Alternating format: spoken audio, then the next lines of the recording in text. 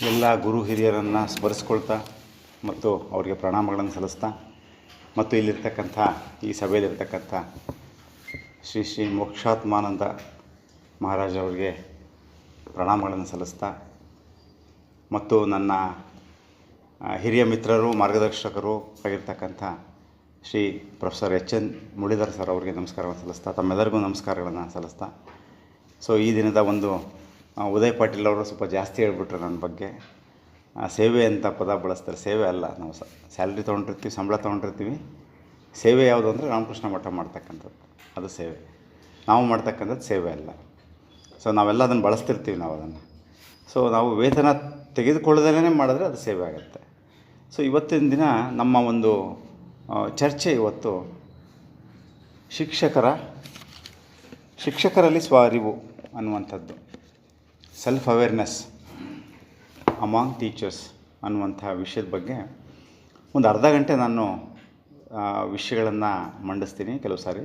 ನಂತರ ನಿಮಗೆ ಒಂದು ಸ್ವ ಅವಲೋಕನಕ್ಕೆ ಒಂದು ಚಟುವಟಿಕೆ ಥರ ಒಂದು 5 ರಿಂದ 10 ನಿಮಿಷ, ಆಮೇಲೆ ನಿಮ್ಮ ಅನುಭವಗಳನ್ನು, ನಿಮ್ಮ ವಿಚಾರಗಳನ್ನು ಕೇಳುವಂಥ ಒಂದು ಒಂದು ಚಟುವಟಿಕೆ, ಪ್ರಾಯೋಗಿಕ ಚಟುವಟಿಕೆಯನ್ನು ಮಾಡಿಸೋಣ ಅಂತಿದ್ದೀನಿ. ಸೊ ನಮಗೆಲ್ಲರಿಗೂ ಗೊತ್ತಿದೆ ಸ್ವ ಅರಿವು ಅನ್ನುವಂಥದ್ದು ಏನು ಅನ್ನೋ ಸೆಲ್ಫ್ ಅವೇರ್ನೆಸ್. ಸೊ ನಮ್ಗೆ ಎಲ್ಲರಿಗೂ ಗೊತ್ತಿರೋವಂಥದ್ದಂತೆ ಪ್ರಾಣಿಗಳಿಗೂ ಮತ್ತು ಮನುಷ್ಯನಿಗೂ ಇರ್ತಕ್ಕಂಥ ಪ್ರಮುಖ ವ್ಯತ್ಯಾಸ ಏನು ಅನ್ನುವಂಥದ್ದನ್ನು ನಾವು ಗಮನಿಸಿದರೆ, ಮನುಷ್ಯರಲ್ಲಿ ಅವನ ಬಗ್ಗೆ, ವ್ಯಕ್ತಿತ್ವದ ಬಗ್ಗೆ, ಅವನ ಬಗ್ಗೆ ಅರಿವು ಇರುವಂಥದ್ದು, ನಾನು ಯಾರು ಅನ್ನುವಂತೆ ಇರುವಂಥದ್ದು. ಅಂದರೆ ಬುದ್ಧಿಶಕ್ತಿ, ಆಲೋಚನೆ, ಇವೆಲ್ಲವುಗಳು ಮನುಷ್ಯನಿಗೆ ದೈವದತ್ತವಾಗಿ ಬಂದಿರತಕ್ಕಂಥ ಒಂದು ಗುಣ ಅನ್ನುವಂಥದ್ದು ಅಂತ ಹೇಳ್ಬೋದು ನಾವು.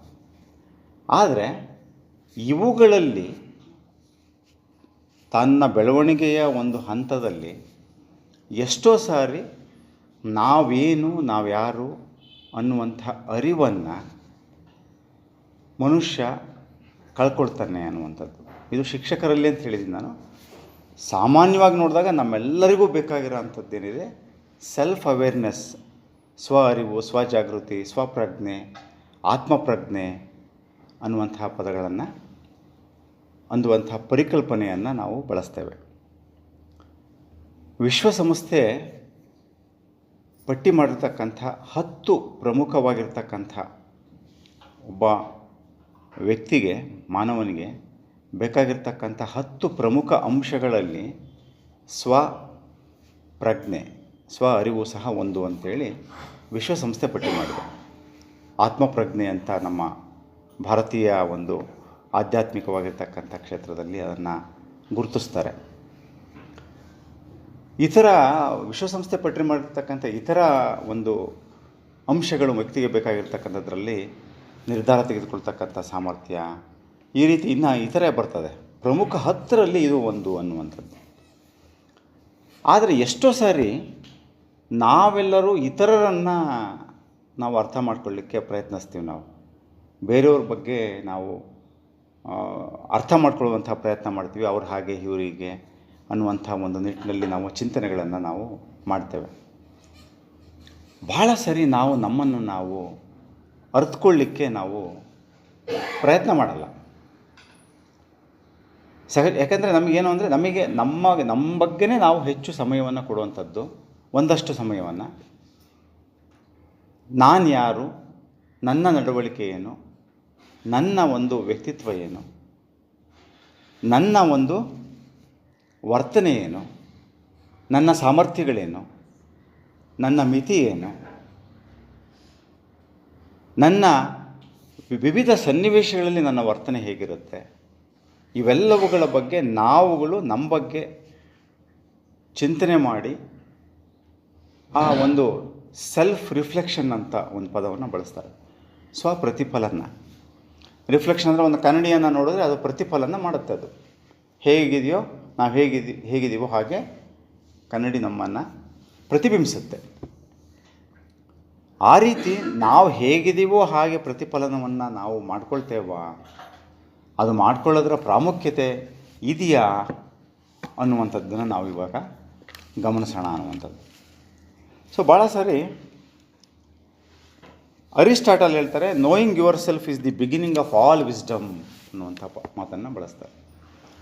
ಪ್ರಪಂಚದ ಎಲ್ಲ ಒಂದು ಜ್ಞಾನ ವಿವೇಕ ಏನಿದೆ ಅದಕ್ಕೆ ಮೂಲ, ಅದರ ಒಂದು ಆರಂಭ ನಿನ್ನನ್ನು ನೀನು ಅಥವಾ ನಮ್ಮನ್ನು ನಾವು ಗೊತ್ತು ಮಾಡ್ಕೊಳ್ತಕ್ಕಂಥದ್ದು, ತಿಳ್ಕೊಳ್ತಕ್ಕಂಥದ್ದು. Knowing others is intelligence, knowing yourself is true wisdom ಅಂತ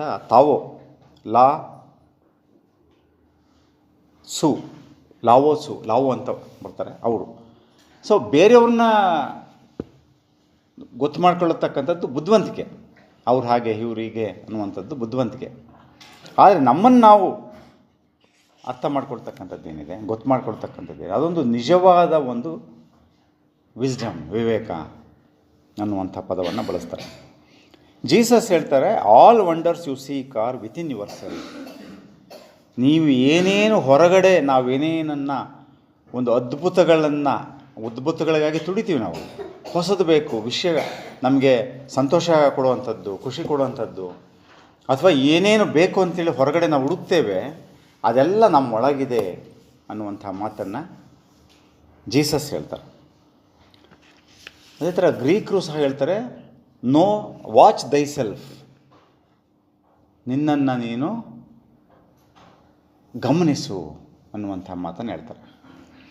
ಸೊ ಇದು ಭಾಳ ಸಾರಿ ಏನು ಹೇಳ್ತಾರೆ ಅಂದರೆ, ನಮ್ಮನ್ನು ನಾವು ಹೇಗೆ ಅವಲೋಕಿಸ್ಕೋಬೇಕು ಅನ್ನೋದಕ್ಕೆ ಭಾಳ ತುಂಬ ಸುಂದರವಾಗಿ ಹೇಳ್ತಾರೆ. ನೀವು ನಮ್ಮನ್ನು ನಾವು ಒಬ್ಬ ಅಪರಿಚಿತರ ಥರ, ಒಬ್ಬ ಸ್ಟ್ರೇಂಜರ್, ನೀವು ಯಾರೋ ಒಬ್ಬರನ್ನ ಅಪರಿಚಿತರನ್ನ ನೋಡ್ತಾ ಇದ್ದೀರ ನೀವು ಅಂದರೆ ಗಮನ ಇಟ್ಟು ನೋಡ್ತೀರಾ, ಅವ್ರು ಹೇಗಿದ್ದಾರೋ ಹಾಗೆ ನೋಡ್ತೀರಾ, ಅವರ ನಡವಳಿಕೆಗಳನ್ನು ನೀವು ಸರಿಯಾದ ರೀತಿಯಲ್ಲಿ ಗುರುತಿಸ್ಲಿಕ್ಕೆ, ಅವರ ದೋಷಗಳನ್ನು ಗುರುತಿಸ್ಲಿಕ್ಕೆ, ಇತರರ ದೋಷಗಳನ್ನು ಗುರುತಿಸ್ಲಿಕ್ಕೆ ನಮಗೆ ಸಾಧ್ಯ ಆಗುತ್ತೆ. ಅವ್ರು ಹೀಗೆ ಮಾತಾಡ್ತಾರೆ ನೋಡಿ, ಹೆಚ್ಚು ಮಾತಾಡ್ತಾರೆ ಅವರು ಹೇಗೆ ವರ್ತಿಸ್ತಾರೆ, ಯಾವ ರೀತಿಯಲ್ಲಿ ಇದ್ದಾರೆ ಅವರು ನೋಡಿ ಅಂತ ನಮಗೆ ಗೊತ್ತಾಗತ್ತೆ ಬೇರೆಯವರು. ಹಾಗೆ ನಮ್ಮನ್ನು ನಾವು ಅಪರಿಚಿತರ ಥರ ನೋಡಬೇಕು, ದೂರ ನಿಂತು ನಮ್ಮನ್ನು ನಾವು ಅವಲೋಕಿಸ್ಕೋಬೇಕು ಅನ್ನುವಂಥದ್ದು. ಅದನ್ನು ನಾವು ಮಾಡಿದಾಗ ನನ್ನ ಒಂದು ಸಾಮರ್ಥ್ಯ ಏನು, ನನ್ನ ಮಿತಿ ಏನು, ನನ್ನ ಬಲಗಳೇನು, ನನ್ನ ಮಿತಿಗಳೇನು ಅನ್ನೋದು ಗೊತ್ತಾಗಬೇಕು. ನನಗೆ ಎಷ್ಟು ತಿಳುವಳಿಕೆ ಇದೆ, ಎಷ್ಟು ತಿಳಿದಿಲ್ಲ, ನನಗೆ ಎಷ್ಟು ತಿಳುವಳಿಕೆ ಇದೆ ಅನ್ನೋದು ಎಷ್ಟು ಮುಖ್ಯನೋ, ನನಗೇನು ಗೊತ್ತಿಲ್ಲ ಅನ್ನೋದು ಭಾಳ ಮುಖ್ಯ. ಸೊ ಇವುಗಳನ್ನು, ನನ್ನ ಒಳ್ಳೆಯತನ ಏನು, ನನ್ನ ಕೆಟ್ಟತನ ಏನು, ನನ್ನ ಕ್ರೂರತೆ ಏನು, ನನ್ನೊಳಗೆ ಒಂದು ದೈವತ್ವ ಇದೆಯಾ, ಪಾಶವಿ ಪ್ರವೃತ್ತಿ ಇದೆಯಾ, ಪ್ರತಿಯೊಬ್ಬರಲ್ಲೂ ಇರುತ್ತೆ, ದೈವತ್ವ ಇದೆ. ಆ ದೈವತ್ವ ಕಡಿಮೆ ಆದಾಗ ಪಶುವಿನ ಗುಣ ಬರುತ್ತೆ, ರಾಕ್ಷಸ ಗುಣ ಬರುತ್ತೆ. ಸೊ ಅವುಗಳಿದೆಯಾ ನನ್ನಲ್ಲಿ ಏನಿದೆ, ನಾನು ಯಾರು, ನನ್ನ ಪ್ರತಿಕ್ರಿಯೆ ಏನು, ನನ್ನ ಸ್ಪಂದನೆ ಏನು, ಬೇರೆಯವರ ಒಂದು ವರ್ತನೆಗೆ ಮತ್ತು ಸಂದರ್ಭದಲ್ಲಿ ವಿವಿಧ ಸನ್ನಿವೇಶಗಳಲ್ಲಿ ನಾನು ಹೇಗೆ ವರ್ತಿಸ್ತೀನಿ. ಸೊ ಇದನ್ನು ನಾವು ಅರ್ಥ ಮಾಡ್ಕೊಳ್ಳೋದೇನಿದ್ರೆ, ನನ್ನ ಭಯಗಳೇನು, ನನಗೇನಾದರೂ ಭಯಗಳಿದೆಯಾ, ಆತಂಕ ಇದೆಯಾ. ಸೊ ಇದು ಫೋಬಿಯಾ ಅಂತ ಹೇಳ್ತೀವಿ ನಾವು, ಅತಿ ಭಯ, ಕಾರಣವಿಲ್ಲದ ಭಯಗಳು ನನಗಿದೆಯಾ. ಸೊ ಇವೆಲ್ಲವುಗಳನ್ನು ಅರ್ಥ ಮಾಡ್ಕೊಳ್ತಕ್ಕಂಥದ್ದೇನು, ನನ್ನ ಹೋರಾಟಗಳು, ನನ್ನ ಸಂದಿಗ್ಧತೆ ಏನು, ನನ್ನ ಸಂಘರ್ಷಗಳೇನು, ಯಾರ ಜೊತೆಗೆ ನಾನು ಸಂಘರ್ಷ ಮಾಡ್ತೇನೆ, ಅವಶ್ಯಕವಾದ ಸಂಘರ್ಷಗಳನ್ನು ಮಾಡ್ತೇನೆ, ಅನಾವಶ್ಯಕ ಸಂಘರ್ಷಗಳನ್ನು ಮಾಡ್ತೇನೆ, ನಾನಿರುವ ಪರಿಸರವನ್ನು ಸರಿಯಾದ ರೀತಿಯಲ್ಲಿ ನಿರ್ಮಾಣ ಮಾಡಲಿಕ್ಕೆ ಸಾಧ್ಯ ಆಗಿದೆ ನನಗೆ, ನಾನಿರುವ ಮನೆ, ನನ್ನ ಕುಟುಂಬ, ನನ್ನ ಸಂಗಾತಿ, ಅವ್ರ ಜೊತೆ ಹೇಗಿದ್ದೀನಿ ನಾನು, ನನ್ನ ವರ್ತನೆ ಹೇಗಿದೆ, ನನ್ನ ಮಕ್ಕಳ ಜೊತೆ ವರ್ತನೆ ಹೇಗಿದೆ, ನನ್ನ ವಿದ್ಯಾರ್ಥಿಗಳು, ನಾನು ಕೆಲಸ ಮಾಡ್ತಕ್ಕಂಥ ಕಚೇರಿ, ಅವ್ರ ಜೊತೆಗೆ ನಾನು ಯಾವ ರೀತಿಯಲ್ಲಿ ವರ್ತಿಸ್ತಾ ಇದ್ದೀನಿ. ಸೊ ಇವೆಲ್ಲವುಗಳು ನೋಡಿ ಎಷ್ಟು ವಿಷಯಗಳು ಬರುತ್ತೆ ಅಂದರೆ, ನಾವು ನಮ್ಮ ಇಡೀ ಜೀವನವನ್ನು ಎಷ್ಟೋ ಸಾರಿ ನಾವು ಇತರರನ್ನು ಅವಲೋಕನ ಮಾಡೋದರಲ್ಲಿ, ಪ್ರಪಂಚವನ್ನು ಟೀಕೆ ಮಾಡೋದರಲ್ಲಿ, ಇತರ ವ್ಯಕ್ತಿಗಳಿಗೆ ಮೇಲೆ ಜಡ್ಜ್ಮೆಂಟನ್ನು ಪಾಸ್ ಮಾಡೋದರಲ್ಲಿ ನಾವು ನಿರತರಾಗಿರ್ತೇವೆ. ನಮಗೆ ನಾವು ಕೊಟ್ಕೊಳ್ತಕ್ಕಂಥ ಸಮಯ ಕಡಿಮೆ ಆಗುತ್ತೆ ಅನ್ನೋದು. ಸೊ ಈ ದೃಷ್ಟಿಯಿಂದ ನಮ್ಮನ್ನು ನಾವು ಅವಲೋಕನೆ ಮಾಡ್ಕೋಬೇಕಾದ್ರೆ ನಮಗೆ ಒಂದು ಮೈಂಡ್ಫುಲ್ನೆಸ್ ಬೇಕಾಗತ್ತೆ. ಒಂದು ಮನಸ್ಸಿನಲ್ಲಿ, ಆ ಮನಸ್ಸಿನೊಳಗಡೆ ನಾವು ಪ್ರವೇಶ ಮಾಡಬೇಕಾಗತ್ತೆ. ಆ ಪ್ರವೇಶ ಮಾಡಬೇಕಾದ್ರೆ ಎಷ್ಟೋ ಸರಿ ನಮಗೆ ಸಾಧ್ಯನೇ ಆಗಲ್ಲ. ಸ್ವಾಮೀಜಿಗಳು ಇಲ್ಲಿ ದಿನ ನಮಗೆ ಸಂಜೆ ಧ್ಯಾನ ಮಾಡಿಸ್ತಾರೆ. ಎಷ್ಟೋ ಜನರಿಗೆ ಧ್ಯಾನ ಮಾಡಲಿಕ್ಕೆ ಆಗದೇ ಇಲ್ಲ, ಅವ್ರಿಗೆ ತುಂಬ ಕಷ್ಟ ಆಗುತ್ತೆ. ಯಾಕೆ ಅಂದರೆ ಅವರು ತಮ್ಮೊಳಗೆ ತಾವು ಪ್ರವೇಶ ಮಾಡ್ಕೊಳ್ಳಿಕ್ಕೆ ಸಾಧ್ಯನೇ ಆಗಲ್ಲ ಅವರು. ಸೊ ಅದಕ್ಕೆ ಜೀಸಸ್ ಒಂದು ಕಡೆ ಹೇಳ್ತಾರೆ, before you enter the temple you forgive. Before you enter the temple you forgive ಅಂತಾರೆ. ನೀನು ದೇವಸ್ಥಾನದೊಳಗೆ ಹೋಗ್ಬೇಕಾದ್ರೆ ನಿನ್ನನ್ನು ನೀನು ಕ್ಷಮಿಸ್ಕೋ. ದೇವಸ್ಥಾನ ಅಂದರೆ ಅವ್ರಿಗೆ ದೇಹವೇ ದೇಗುಲ. ಯಾರೋ ಬಸವಣ್ಣವ್ರು ಹೇಳಿದ್ರು, ಎಲ್ಲ ದಾರ್ಶನಿಕರು ಹೇಳಿರೋಂಥದ್ದು ಅದೇನೆ.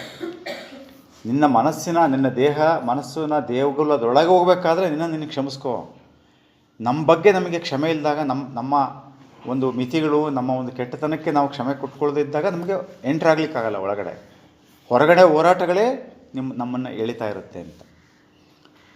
ಬಸವಣ್ಣವರ ಒಂದು ವಚನ ಭಾಳ ತುಂಬ ಸೂಕ್ತವಾಗಿದೆ. ಮನೆಯೊಳಗೆ ಮನೆಯೊಡೆಯನಿದ್ದಾನೋ ಇಲ್ಲವೋ, ಮನೆಯೊಳಗೆ ಮನೆಯೊಡೆಯನಿದ್ದಾನೋ ಇಲ್ಲವೋ, ಹೊಸ್ತಿಲಲ್ಲಿ ಹುಲ್ಲು ಕಟ್ಟಿ ಮನೆಯೊಳಗೆ ರಜ ತುಂಬಿ, ಮನೆಯೊಳಗೆ ಮನೆಯೊಡೆಯನಿದ್ದಾನೋ ಇಲ್ಲವೋ, ತನುವಿನೊಳಗೆ ಹುಸಿ ತುಂಬಿ ಮನದೊಳಗೆ ವಿಷಯ ತುಂಬಿ, ಮನೆಯೊಳಗೆ ಮನೆಯೊಡೆಯನಿಲ್ಲ ಕೂಡಲ ಸಂಗಮ ದೇವ. ಸೊ ಇದಕ್ಕೊಂದು ಅನಾಲಜಿನೂ ಕೊಡ್ತಾರೆ ಕೆಲವರು. ಸ್ನೇಹಿತರ ಮನೆಗೆ ಭಾಳ ದಿವಸ ಆದಮೇಲೆ ಹೋಗ್ತಾನೆ ಒಬ್ಬನು. ಹೋದರೆ ಬಹಳ ವರ್ಷ ಆಗಿದೆ, 15-20 ವರ್ಷ ಆಗಿದೆ, ಸ್ನೇಹಿತರ ಮನೆಗೆ ಹೋಗ್ತಾರೆ ಮಾತಾಡ್ಸೋಣ ಅಂತೇಳಿ. ಹೋದರೆ ಆ ಮನೆ ಎಲ್ಲ ಏನಾಗಿದೆ, ಹೊಸಲ ಮೇಲೆಲ್ಲ ಹುಲ್ಲು ಕಟ್ಟಿದೆ, ಎಲ್ಲ ಹಾಳು ಬಿದ್ದೋಗಿದೆ. ಮನೆಯೊಳಗೆ ಅವನು ಇಲ್ಲ, ಇದಾನೋ ಇಲ್ವೋ. ಸೊ ಆದರೆ ಇದನ್ನು ಬಹಳ ನಾವು ಆಳವಾಗಿ ಯೋಚನೆ ಮಾಡಿದ್ರೆ, ಮನೆಯೊಳಗೆ ನಮ್ಮ ದೇಹದೊಳಗಿರುವ ಮನೆಯೊಳಗೆ, ಮನಸ್ಸಿನೆಂಬ ಮನೆಯೊಳಗೆ ಮನೆಯೊಡೆಯ ಇದೆಯಾನ. ನಮ್ಮ ದೇಹದ ನಮ್ಮ ಒಡೆಯ ನಾವೇನೆ, ನಾವಿದ್ದೀವ, ನಮ್ಮೊಳಗೆ ನಮ್ಮ ಅರಿವಿದೆಯಾ, ಇದ್ದಾನೋ ಇಲ್ವೋ. ಹೊಸ್ತಿಲಲ್ಲಿ ಹುಲ್ಲು ಕಟ್ಟಿ ಮನೆಯೊಳಗೆ ರಜ ತುಂಬಿ, ಎಲ್ಲ ಗಲೀಜು ಕೊಳೆ ಚಿಂತನೆಗಳು, ಕೆಟ್ಟ ಆಲೋಚನೆಗಳು, ಬೇಡದೇ ಇರತಕ್ಕಂಥದ್ದೆಲ್ಲ ತುಂಬಿಕೊಂಡು ಮನೆಯೊಡೆಯನಿದ್ದಾನೋ ಇಲ್ಲ, ಸಂಶಯ ಬರುತ್ತೆ, ಇದಾನೋ ಇಲ್ವೋ. ತನುವಿನೊಳಗೆ ಹುಸಿ ತುಂಬಿ, ಸುಳ್ಳನ್ನು ತುಂಬಿಕೊಂಡು ಮನದೊಳಗೆ ವಿಷಯ ತುಂಬಿ, ನಾನಾ ರೀತಿಯ ವಿಷಯಗಳನ್ನು ತುಂಬಿ, ಮನೆಯೊಳಗೆ ಮನೆಯೊಡೆಯನಿಲ್ಲ, ಇಲ್ಲೇ ಇಲ್ಲ ಅನ್ನೋ ಥರ ಹಾಗೆಲ್ಲ ಮಾಡ್ಕೊಂಡೇ ಇರಲ್ಲ ಅನ್ನುವಂಥದ್ದನ್ನು ಅವರು ಹೇಳ್ತಾರೆ. ಆದ್ದರಿಂದ ಇದಕ್ಕೆಲ್ಲ ನಾವು ಪರಿಹಾರ ಅಂತ ಹೇಳಿದ್ರೆ, ನಮ್ಮನ್ನು ನಾವು ಅವಲೋಕಿಸ್ಕೊಳ್ತಕ್ಕಂಥದ್ದು, ಅರಿವನ್ನು, ಜಾಗೃತಿಯನ್ನು, ಪ್ರಜ್ಞೆಯನ್ನು ಮೂಡಿಸ್ಕೊಳ್ತಕ್ಕಂಥದ್ದು ಬಹಳ ಪ್ರಮುಖವಾಗುತ್ತೆ. ಎಲ್ಲರಿಗೂ, ಶಿಕ್ಷಕರಿಗೊಬ್ಬರಿಗೆ ಅಲ್ಲ, ಪ್ರತಿಯೊಬ್ಬರಿಗೂ ಸಹ ಅವಶ್ಯವಾಗುತ್ತೆ ಅಂತೇಳಿ. ಸೊ ಇದರಲ್ಲಿ 4 ಥರ ಗುರುತಿಸ್ತಾರೆ ಮನೋವಿಜ್ಞಾನಿಗಳು, ಚಿಂತಕರು. ನಾವು ಅವೇರ್ನೆಸ್ಸನ್ನು, ಸ್ವಜಾಗೃತಿಯನ್ನು ನಾವು ಮಾಡಬೇಕಾದ್ರೆ 4 ಥರವನ್ನು ಮಾಡ್ತಾರೆ. Intrapersonal self awareness. ಇಂಟ್ರಾಪರ್ಸನಲ್ಲೇ ನಮ್ಮ ಜೊತೆಗೆ ನಾವು ಇದ್ದೀವ.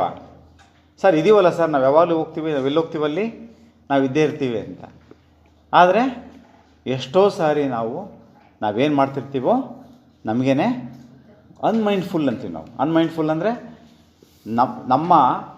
ನಮ್ಮ ಇಡೀ ಒಂದು ಪ್ರೋಗ್ರಾಮಿಂಗ್ ಹೇಗಾಗಿರುತ್ತೆ ಅಂದರೆ, ನಮ್ಮ ಪ್ರೋಗ್ರಾಮಿಂಗ್ ಅಂತ ಹೇಳ್ತೀವಿ ನಾವು. ನಮ್ಮ ಸಬ್ಕಾನ್ಷಿಯಸ್ ಮೈಂಡಲ್ಲಿ ಪ್ರೋಗ್ರಾಮಿಂಗ್ ಹೇಗಾಗುತ್ತೆ ಅಂದರೆ, ಬಹಳ ಕಾಲ ನಾವು ಏನನ್ನು ಮಾಡ್ತೇವೆ ಅದು ನಮಗೆ ಗೊತ್ತಿಲ್ಲದಲೇ ಆಟೋಮ್ಯಾಟಿಕ್ ಆ್ಯಕ್ಷನ್ಸ್ ಅಂತೀವಿ ನಾವು, ಆಟೋ ಆ್ಯಕ್ಷನ್ಸ್. ಸೊ ಈ ಆಟೋ ಆ್ಯಕ್ಷನ್ಸ್ ನಮಗೇ ಗೊತ್ತಿಲ್ಲದಲೇ ನಾವು ಯಾಂತ್ರಿಕವಾಗಿ ಜೀವನವನ್ನು ಮಾಡಿ, ಒಬ್ಬ ಯಂತ್ರಕ್ಕೂ ನಮಗೂ ಏನೇ ವ್ಯತ್ಯಾಸ ಇಲ್ಲದೇ ಇರೋ ಥರ ನಾವು ಆಗಿಬಿಡ್ತೀವಿ ಅನ್ನುವಂಥದ್ದು. ಸೊ ಊಟ ಮಾಡೋದು ಯಾಂತ್ರಿಕ, ಅಥವಾ ಯಾವಾಗಲೂ ಮೊಬೈಲ್ ನೋಡ್ಕೊಂಡು ಊಟ ಮಾಡೋದು, ಟಿ ವಿ ನೋಡ್ಕೊಂಡು ಊಟ ಮಾಡೋದು, ಏನೋ ಯೋಚನೆ ಮಾಡಿ, ಕಿವಿನಲ್ಲಿ ಇಯರ್ಫೋನ್ ಬಂದಿದೆ ಇವಾಗ, ಏನಂತಾರೆ ಅದನ್ನು, ಮೊಬೈಲ್ಗೆ ಬ್ಲೂಟೂತ್ ಹಾಕೊಳ್ಳೋದು, ಗಾಡಿ ಓಡಿಸ್ತೀವಿ. ಅಥವಾ ಏನು ಮಾಡಬೇಕು ಅಂತ ಇರ್ತೀವೋ ಅದನ್ನ ಜೊತೆಗೆ ಇನ್ನೇನೇನೋ ಮಾಡ್ತಾ ಇರ್ತೀವಿ ನಾವು. ಸೊ ಅದು ಏನಾಗ್ತದೆ, ನಮಗೂ ಯಂತ್ರಗಳಿಗೂ ನಮಗೂ ಯಾವುದೇ ರೀತಿಯ ವ್ಯತ್ಯಾಸ ಇರಲ್ಲ ಅವಾಗ. ಸೊ ಅದಕ್ಕೆ ಇಂಟ್ರಾಪರ್ಸನಲ್ ಸೆಲ್ಫ್ ಅವೇರ್ನೆಸ್ ಅಂದರೆ, ನಮ್ಮೊಳಗೆ ನಾವು ಅರಿವನ್ನು ಮೂಡಿಸ್ಕೊಳ್ತಕ್ಕಂಥದ್ದೇನಿದೆ ಅದು ಬಹಳ ಮುಖ್ಯವಾಗಿರೋಂಥದ್ದು. ಇಂಟರ್ಪರ್ಸನಲ್ ಸೆಲ್ಫ್ ಅವೇರ್ನೆಸ್, ಬೇರೆಯವ್ರ ಜೊತೆಗೆ, ಇತರರ ಜೊತೆಗೆ, ನನ್ನ ಜೊತೆಗೆ ಸಂಪರ್ಕ ಬರ್ತಕ್ಕಂಥ ಇತರರ ಜೊತೆಗೆ ಯಾವ ರೀತಿ ಒಡನಾಡ್ತಿದ್ದೀನಿ ಅನ್ನುವಂತಹ ಅವೇರ್ನೆಸ್. ಜಾಗೃತಿಯನ್ನು ಮೂಡಿಸ್ಕೊಳ್ತಕ್ಕಂಥದ್ದು. ಬಿಹೇವಿಯರಲ್ ಸೆಲ್ಫ್ ಅವೇರ್ನೆಸ್, ನನ್ನ ವರ್ತನೆಯ ಬಗ್ಗೆ ಜಾಗೃತಿಯನ್ನು ಹೊಂದತಕ್ಕಂಥದ್ದು. ವರ್ತನೆಗಳು ಯಾವ ರೀತಿ ವರ್ತಿಸ್ತೀನಿ ಅನ್ನುವುದ್ರ ಬಗ್ಗೆ ಜಾಗೃತಿಯನ್ನು ಹೊಂದತಕ್ಕಂಥದ್ದು. ಎಮೋಷನಲ್ ಸೆಲ್ಫ್ ಅವೇರ್ನೆಸ್, ಭಾವನಾತ್ಮಕವಾಗಿ ಅಂದರೆ ಇದ್ದಕ್ಕಿದ್ದ ಹಾಗೇ ಸಿಟ್ಟು ಬರುತ್ತೆ ನನಗೆ, ಕೂಗಾಡ್ಬಿಡ್ತೀನಿ, ಕೈಯಲ್ಲಿದ್ದದನ್ನು ಎಸ್ದು ನನ್ನ ಎಮೋಷನಲ್ ಅವೇರ್ನೆಸ್ ಇದೆಯಾ ನನಗೆ, ಆ ಜಾಗೃತಿ ಇದೆಯಾ ನನಗೆ. ಸೊ ಈ ನಾಲ್ಕನ್ನೂ ಸಹ ಇಂಟರ್ಪರ್ಸನಲ್, ಬಿಹೇವಿಯರಲ್ ಆ್ಯಂಡ್ ಎಮೋಷ್ನಲ್, ಈ ನಾಲ್ಕನ್ನೂ ಸೇರಿಸ್ಕೊಂಡು ನಮ್ಮ ಬಗ್ಗೆ ನಾವು ಜಾಗೃತಿಯನ್ನು ಮಾಡಿಕೊಂಡ್ರೆ ಆವಾಗ ಪರ್ಸನಲ್ ಗ್ರೋತ್ ಆಗುತ್ತೆ, ವೈಯಕ್ತಿಕವಾಗಿ ನಮಗೆ ಲಾಭ ಇದೆ ಅನ್ನುವಂಥದ್ದು. ಸೊ ಅದರಿಂದ ಇದನ್ನು ನಾವು ಮಾಡಿದಾಗ ಭಾಳ ಸಾರಿ ನಮ್ಮೊಳಗೆ ಒಂದು ಬದಲಾವಣೆ ಸಂಭವಿಸುತ್ತೆ. ನಾನು ಯಾರು, ನನ್ನ ಮಿತಿ ಏನು, ನಾನು ಯಾವ ರೀತಿಯಲ್ಲಿ ವರ್ತಿಸ್ತಿದ್ದೀನಿ ಅನ್ನುವಂಥದ್ದು. ಇದೆಲ್ಲ ಎಲ್ಲರಿಗೂ ಬೇಕಾಗಿರುವಂಥದ್ದು. ಶಿಕ್ಷಕರಾಗಿ ನಾವು ಯೋಚನೆ ಮಾಡಿದಾಗ ನಮಗೆ ಈ ಸೆಲ್ಫ್ ಅವೇರ್ನೆಸ್ ಅನ್ನುವಂಥದ್ದು ಅವಶ್ಯಕತೆ ಇದೆಯಾ ಇಲ್ವಾ? Whether we require self awareness. So ಯಾಕೆ ಬೇಕು ನಮಗೆ? ಈಗ ನಾನು ಒಂದು 10-15 ನಿಮಿಷ ಹೇಳಿದೆ ಸೆಲ್ಫ್ ಅವೇರ್ನೆಸ್, ವ್ಯಕ್ತಿಗಳಿಗೆ ಬೇಕಾಗಿರುವಂತಹ ಸೆಲ್ಫ್ ಅವೇರ್ನೆಸ್. ಸೊ ಇದು ಶಿಕ್ಷಕರಿಗೆ ಯಾವ್ಯಾವ ರೀತಿಯಲ್ಲಿ ಬೇಕಾಗಿದೆ, ಯಾಕೆ ಬೇಕಾಗಿದೆ, ಯಾವ್ದು ಹೇಳ್ತೀರಾ? ಹೇಳಿ.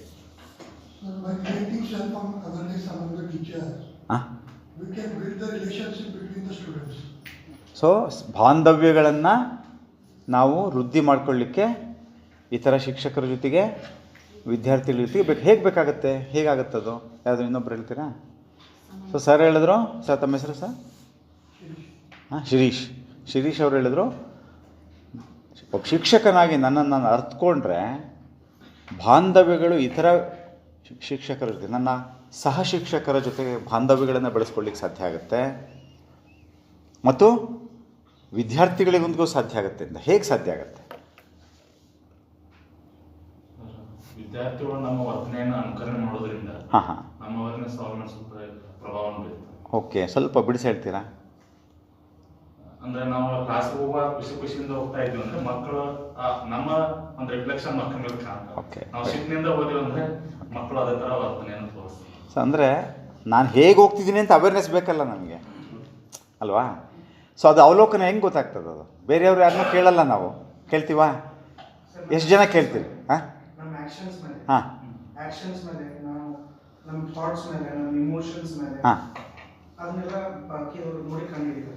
ನೋಡಿ ಕಂಡುಹಿಡಿತಾರೆ. ಬಟ್ ನೀವು ಹೇಳಿ. ಹಾಂ, ಬಟ್ ನೀವು ಹೇಗೆ ಎಂಟ್ರ್ ಆಗ್ತೀರಾ ಅಂತ ಹೆಂಗೆ ಗೊತ್ತಾಗತ್ತೆ? ಅಲ್ಲ, ಒಬ್ಬೊಬ್ರು ಚೆನ್ನಾಗಿರ್ಬೇಕು. ಸರಿ, ಚೆನ್ನಾಗಿದೆಯೋ ಇಲ್ವೋ ಅಂತ ಹೆಂಗೆ ಗೊತ್ತಾಗತ್ತೆ? ಹೌದು, ನೀವು ನಗ್ತಿರಲ್ಲ ಅಂತ ನಿಮ್ಗೆ ಹೆಂಗೆ ಗೊತ್ತಾಗತ್ತೆ? ಅದು ಮೇಡಮ್ ಹೇಳ್ತಾ ಇದ್ರು, ಒಬ್ಬೊಬ್ರು ಕೇಳೋಣ. ಹಾಂ, ಸ್ವ ಅವಲೋಕನ ಹೇಗೆ ಮಾಡ್ಕೊಳ್ಳೋದು? ಎಷ್ಟೋ ಸರಿ ನಾನು ಹೇಳಿದೆ. ಹಾಂ,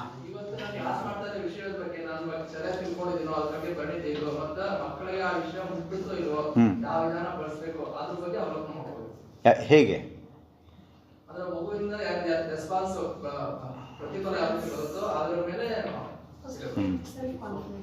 ಸೆಲ್ಫ್ ಕಾನ್ಫಿಡೆಂಟ್ ಇರಬೇಕು. Okay, understanding the concept and teaching the child the same concept and analyzing whether the child has understood it. ಇದೆಲ್ಲ ಸರಿ. ನನ್ನ ಪ್ರಶ್ನೆ ನೀವು ಅರ್ಥ ಮಾಡ್ಕೊಳ್ಳಿ. ಎಲ್ಲ ಮಾಡ್ಬೇಕು, ಸರಿ. ಇದೆಲ್ಲ ಮಾಡ್ತಿದ್ದೀರಾ ಇಲ್ವ ಅಂತ ನನಗೆ ಗೊತ್ತಾಗೋದು ಹೇಗೆ? ನಾನೇ ಮಾಡ್ತಿದ್ದೀನಪ್ಪ, ನನಗೆ ಬಂದು ಕ್ಲಾಸ್ ಮಾಡ್ತಾ ಇದ್ದೀನಿ, ಹೆಂಗೆ ಗೊತ್ತಾಗ್ತದೆ? How you come to know? ಹಾಂ, ಒಂದು ನಿಮಿಷ. Questioning ourself in mind. Yes, ಆಮೇಲೆ ಸರ್ ಹೇಳಿ ನೀವು. ಅದೆಲ್ಲ ಸರಿ. ನಾನು ಹೇಳೋದು, ನೀವು ಶಿಕ್ಷಕರು ಏನು ಮಾಡಬೇಕು ಅಂತ ಹೇಳ್ತಾ ಇದ್ದೀರಾ. ನನ್ನ ಪ್ರಶ್ನೆ ಅರ್ಥ ಮಾಡ್ಕೊಳ್ಳಿ. ನನ್ನ ಪ್ರಶ್ನೆ, ನೀವು ಏನೇನೇನೋ ಮಾಡ್ತಿದ್ದೀರಾ, ನಾನೊಬ್ಬ ಶಿಕ್ಷಕನಾಗ ನಾನೇನೇನೋ ಮಾಡ್ತಾಯಿದ್ದೀನಿ. ನಾನು ಈಗ ಸಂತೋಷ್ ಅವ್ರು ಹೇಳಿದ್ರು ನಗ್ತಾ ಮಾಡಬೇಕು, ನಾನು ಹೇಗೆ ಮಾಡಬೇಕು, ನಾನು ಏನು ಮಾಡ್ತಿದ್ದೀನಿ ಅಂತ ಹೆಂಗೆ ಗೊತ್ತಾಗತ್ತೆ?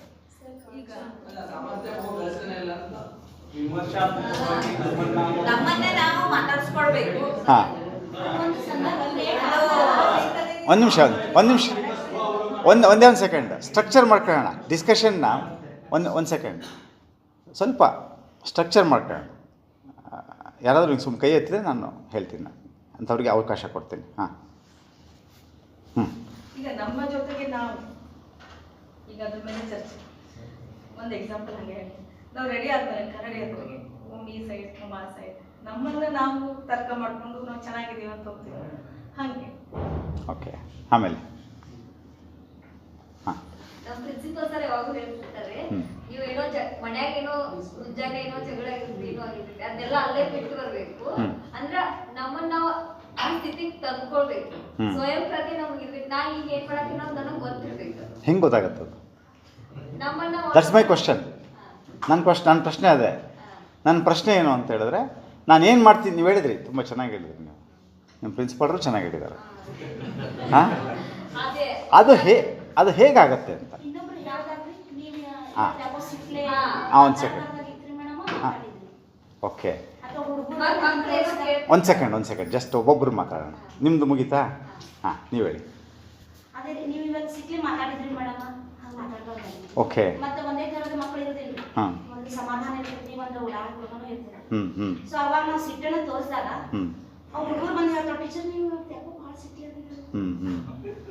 ಅವಾಗ ಹಾಂ ಅಂತಲ್ಲ, ಇನ್ನೊಬ್ರು ಹೇಳಿದಾಗ ಸೊ ಇನ್ನೊಬ್ಬರು ನಮಗೆ ಕನ್ನಡಿ ಹಿಡಿದಾಗ ಗೊತ್ತಾಗತ್ತೆ.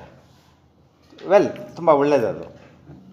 ಇನ್ನೊಬ್ಬರು ಟೀಚರು ಬಂದು, ನಿಮ್ಮ ಸ್ನೇಹಿತರು ಬಂದು ಹೇಳೋಂಥದ್ದು, ನಿಮ್ಮ ವಿದ್ಯಾರ್ಥಿಗಳು ಬಂದು ಹೇಳೋಂಥದ್ದು ಯಾವತ್ತೋ ಒಂದು ದಿವಸ ಬಂದು ಹೇಳ್ಬೋದು, ಅವರು ದಿವಸ ಹೇಳಲಿಕ್ಕಾಗಲ್ಲ. ಒಂದು. ಎರಡನೇದು, ಅವ್ರಿಗೆ ಹೇಳುವಂತಹ ರೀತಿಯಲ್ಲಿ ಹೇಳಲಿಕ್ಕೆ ಅವಕಾಶ ಕೊಡೋ ಥರ ನಾವಿದ್ದೀವ ಅಂತ, ಅದು ಎರಡನೇದು. ಈ ಬೇರೆಯವರು ನನ್ನ ಮಿತಿಗಳನ್ನು ಹೇಳುವಂತಹ ರೀತಿಯಲ್ಲಿ, ಬೇರೆಯವರು ನನ್ನ ಟೀಕೆ ಅಂತಲ್ಲ, ಟೀಕೆನೂ ಸಹ ಒಪ್ಕೊಳ್ಳೋವಂಥದ್ದು, ಸಲಹೆಯನ್ನು ಒಪ್ಕೊಳ್ತಕ್ಕಂಥದ್ದು, ಅದಕ್ಕೆ ಪೂರಕವಾಗಿ ನಾನು ಇದೀನ ಅನ್ನುವಂಥದ್ದು ಬಹಳ ಕರೆಕ್ಟ್. ಅದು ತಾವು ಹೇಳಿದ ನಿಜನೇ. ಬೇರೆಯವ್ರು ಹೇಳೋದು ಆ ಥರ ಇದೀನ ಅಂತ ತಾವೇನು ಹೇಳ್ತಿದ್ದೀರಾ ಸರ್? ನಮ್ಮ ಆತ್ಮೀಯ ಸಂಬಂಧಿಕರ ಅಥವಾ ಶಿಕ್ಷಕರೊಳಗನ ಅಥವಾ ಮಕ್ಕಳಲ್ಲಿ ನಾವು ಏನು ಮಾಡ್ಬೇಕಂದ್ರೆ, ನನ್ನ ಬಗ್ಗೆ ಅವ್ರ ಬಗ್ಗೆ ಗೌರವ ಮನೋಭಾವನೆ ಇಟ್ಟುಕೊಳ್ಬೇಕು. ಅಥವಾ ಮಕ್ಕಳ ಬಗ್ಗೆ ನಾನು ಗೌರವ ಭಾವ ಇಟ್ಟುಕೊಂಡಾಗ ಮಕ್ಕಳು ಅಥವಾ ಯಾರೇ ನಮ್ಮ ಮಿತ್ರ ಸಹಪಾಠಿಗಳು ನನ್ನ ಬಗ್ಗೆ ನನ್ನ ತಪ್ಪುಗಳನ್ನು ಮತ್ತು ನನ್ನ ಒಳ್ಳೆಯ ಅಂಶಗಳನ್ನು ಹೇಳಿದ್ರೆ ನಾನು ಸ್ವೀಕಾರ ಮಾಡುವಂಥ ಉದಾತ್ತ ಗುಣವನ್ನು ಆ ಮಗು ಬೆಳೆಸ್ಕೊಂಡಿದ್ರೆ ಅಥವಾ ಅವ್ರ ಜೊತೆ ನಾವು ಒಳ್ಳೆಯ ಸಂಬಂಧವನ್ನು ಇಟ್ಕೊಂಡಿದ್ರೆ ಮಾತ್ರ ಇದು ಸಾಧ್ಯ ಆಗುತ್ತೆ. ಮತ್ತು ಇದಕ್ಕೂ ಮೇಲಾಗಿ ನನ್ನನ್ನು ಸದಾಕಾಲ ಕ್ವಶನಿಂಗ್ ಮಾಡೋದ್ರ ಮೂಲಕ ನನ್ನನ್ನು ತಿಳ್ಕೊಳ್ಬೇಕು ಮೊದಲು. ಆನಂತರ ನಾ ಬೇರೆ ಏನು ತಿಳ್ಕೊಳ್ಳೋಕ್ಕೆ ಸಾಧ್ಯ ಇಲ್ಲ. ನನ್ನನ್ನು ನಾ ತಿಳ್ಕೊಂಡಿದ್ದೀನಿ. ಇವತ್ತು ನಾ ಈ ಒಂದು ಶಿಬಿರದೊಳಗೆ ಬಂದು ನಮ್ಗೆ ಅನಿಸ್ತಾ ಇದೆ, ಸುಮಾರು ವರ್ಷಗಳಾದ್ರು ನಾವೆಲ್ಲರೂ ಮನುಷ್ಯರು ಇರ್ಬೋದು, ಈಗ ನಾವು ಶಿಕ್ಷಕರು ಜವಾಬ್ದಾರಿ ನಮ್ಮನ್ನು ನಾವು ಅರ್ಥ ಮಾಡ್ಕೊಳ್ಳೋಕೆ ಹೋಗಿಲ್ಲ. ಇದು ನನಗೆ ಇವತ್ತು ಅನಿಸ್ತಾ ಇದೆ. ನಾವು ಬರೀ ಓದಿದ್ವು, ಅದನ್ನ ನೀನು ಸರ್ ಹೇಳಿದ್ರೆ 3 ದಿವಸ ಹಾಗೆ ಆಗಿದೆ ನಮ್ದು. ಇಷ್ಟು ವಯಸ್ಸಾದ್ರು ವೃತ್ತಿ ಜೀವನದೊಳಗೂ ಆಯ್ತು, ನಮ್ಮ ಸಂಸಾರಿಕ ಜೀವನದೊಳಗಾಯ್ತು, ನಾವು ನಮ್ಮನ್ನ ತಿಳ್ಕೊಳ್ಳಿಕ್ಕೆ ಹೋಗಿಲ್ಲ, ಬೇರೆಯನ್ನ ತಿಳ್ಕೊಳಕ್ಕೆ ಹೋಗ್ತಾ ಇದ್ದೇವೆ. ಅದಕ್ಕಾಗಿ ನಾವು ನನ್ನನ್ನು ನಾನು ಅರ್ಥ ಮಾಡ್ಕೋಬೇಕು. ಚೆನ್ನಾಗಿ ಹೇಳಿದ್ರು. ಒಂದು ನಿಮಿಷ, ಅವ್ರದ್ದು ಹೇಳೋದಕ್ಕೆ ಸ್ವಲ್ಪ ಕೇಳಿಸ್ಕೊಳ್ಳಿ. ನೀವು ಇಲ್ಲಿ ನನ್ನ ಜೊತೆ ಚರ್ಚೆ ಮಾಡಿ. ಸೊ ಚೆನ್ನಾಗಿ ಹೇಳಿದ್ರು. ನಮ್ಮನ್ನು ನಾವು ಅರ್ಥ ಅಂದರೆ ಆಗಾಗ್ಗೆ ನಮ್ಮನ್ನು ನಾವು ಪರೀಕ್ಷೆ ಮಾಡ್ಕೊಳ್ತಕ್ಕಂಥದ್ದೇನಿದೆ, ಆಗಾಗ್ಗೆ ನಮ್ಮನ್ನು ನಾವು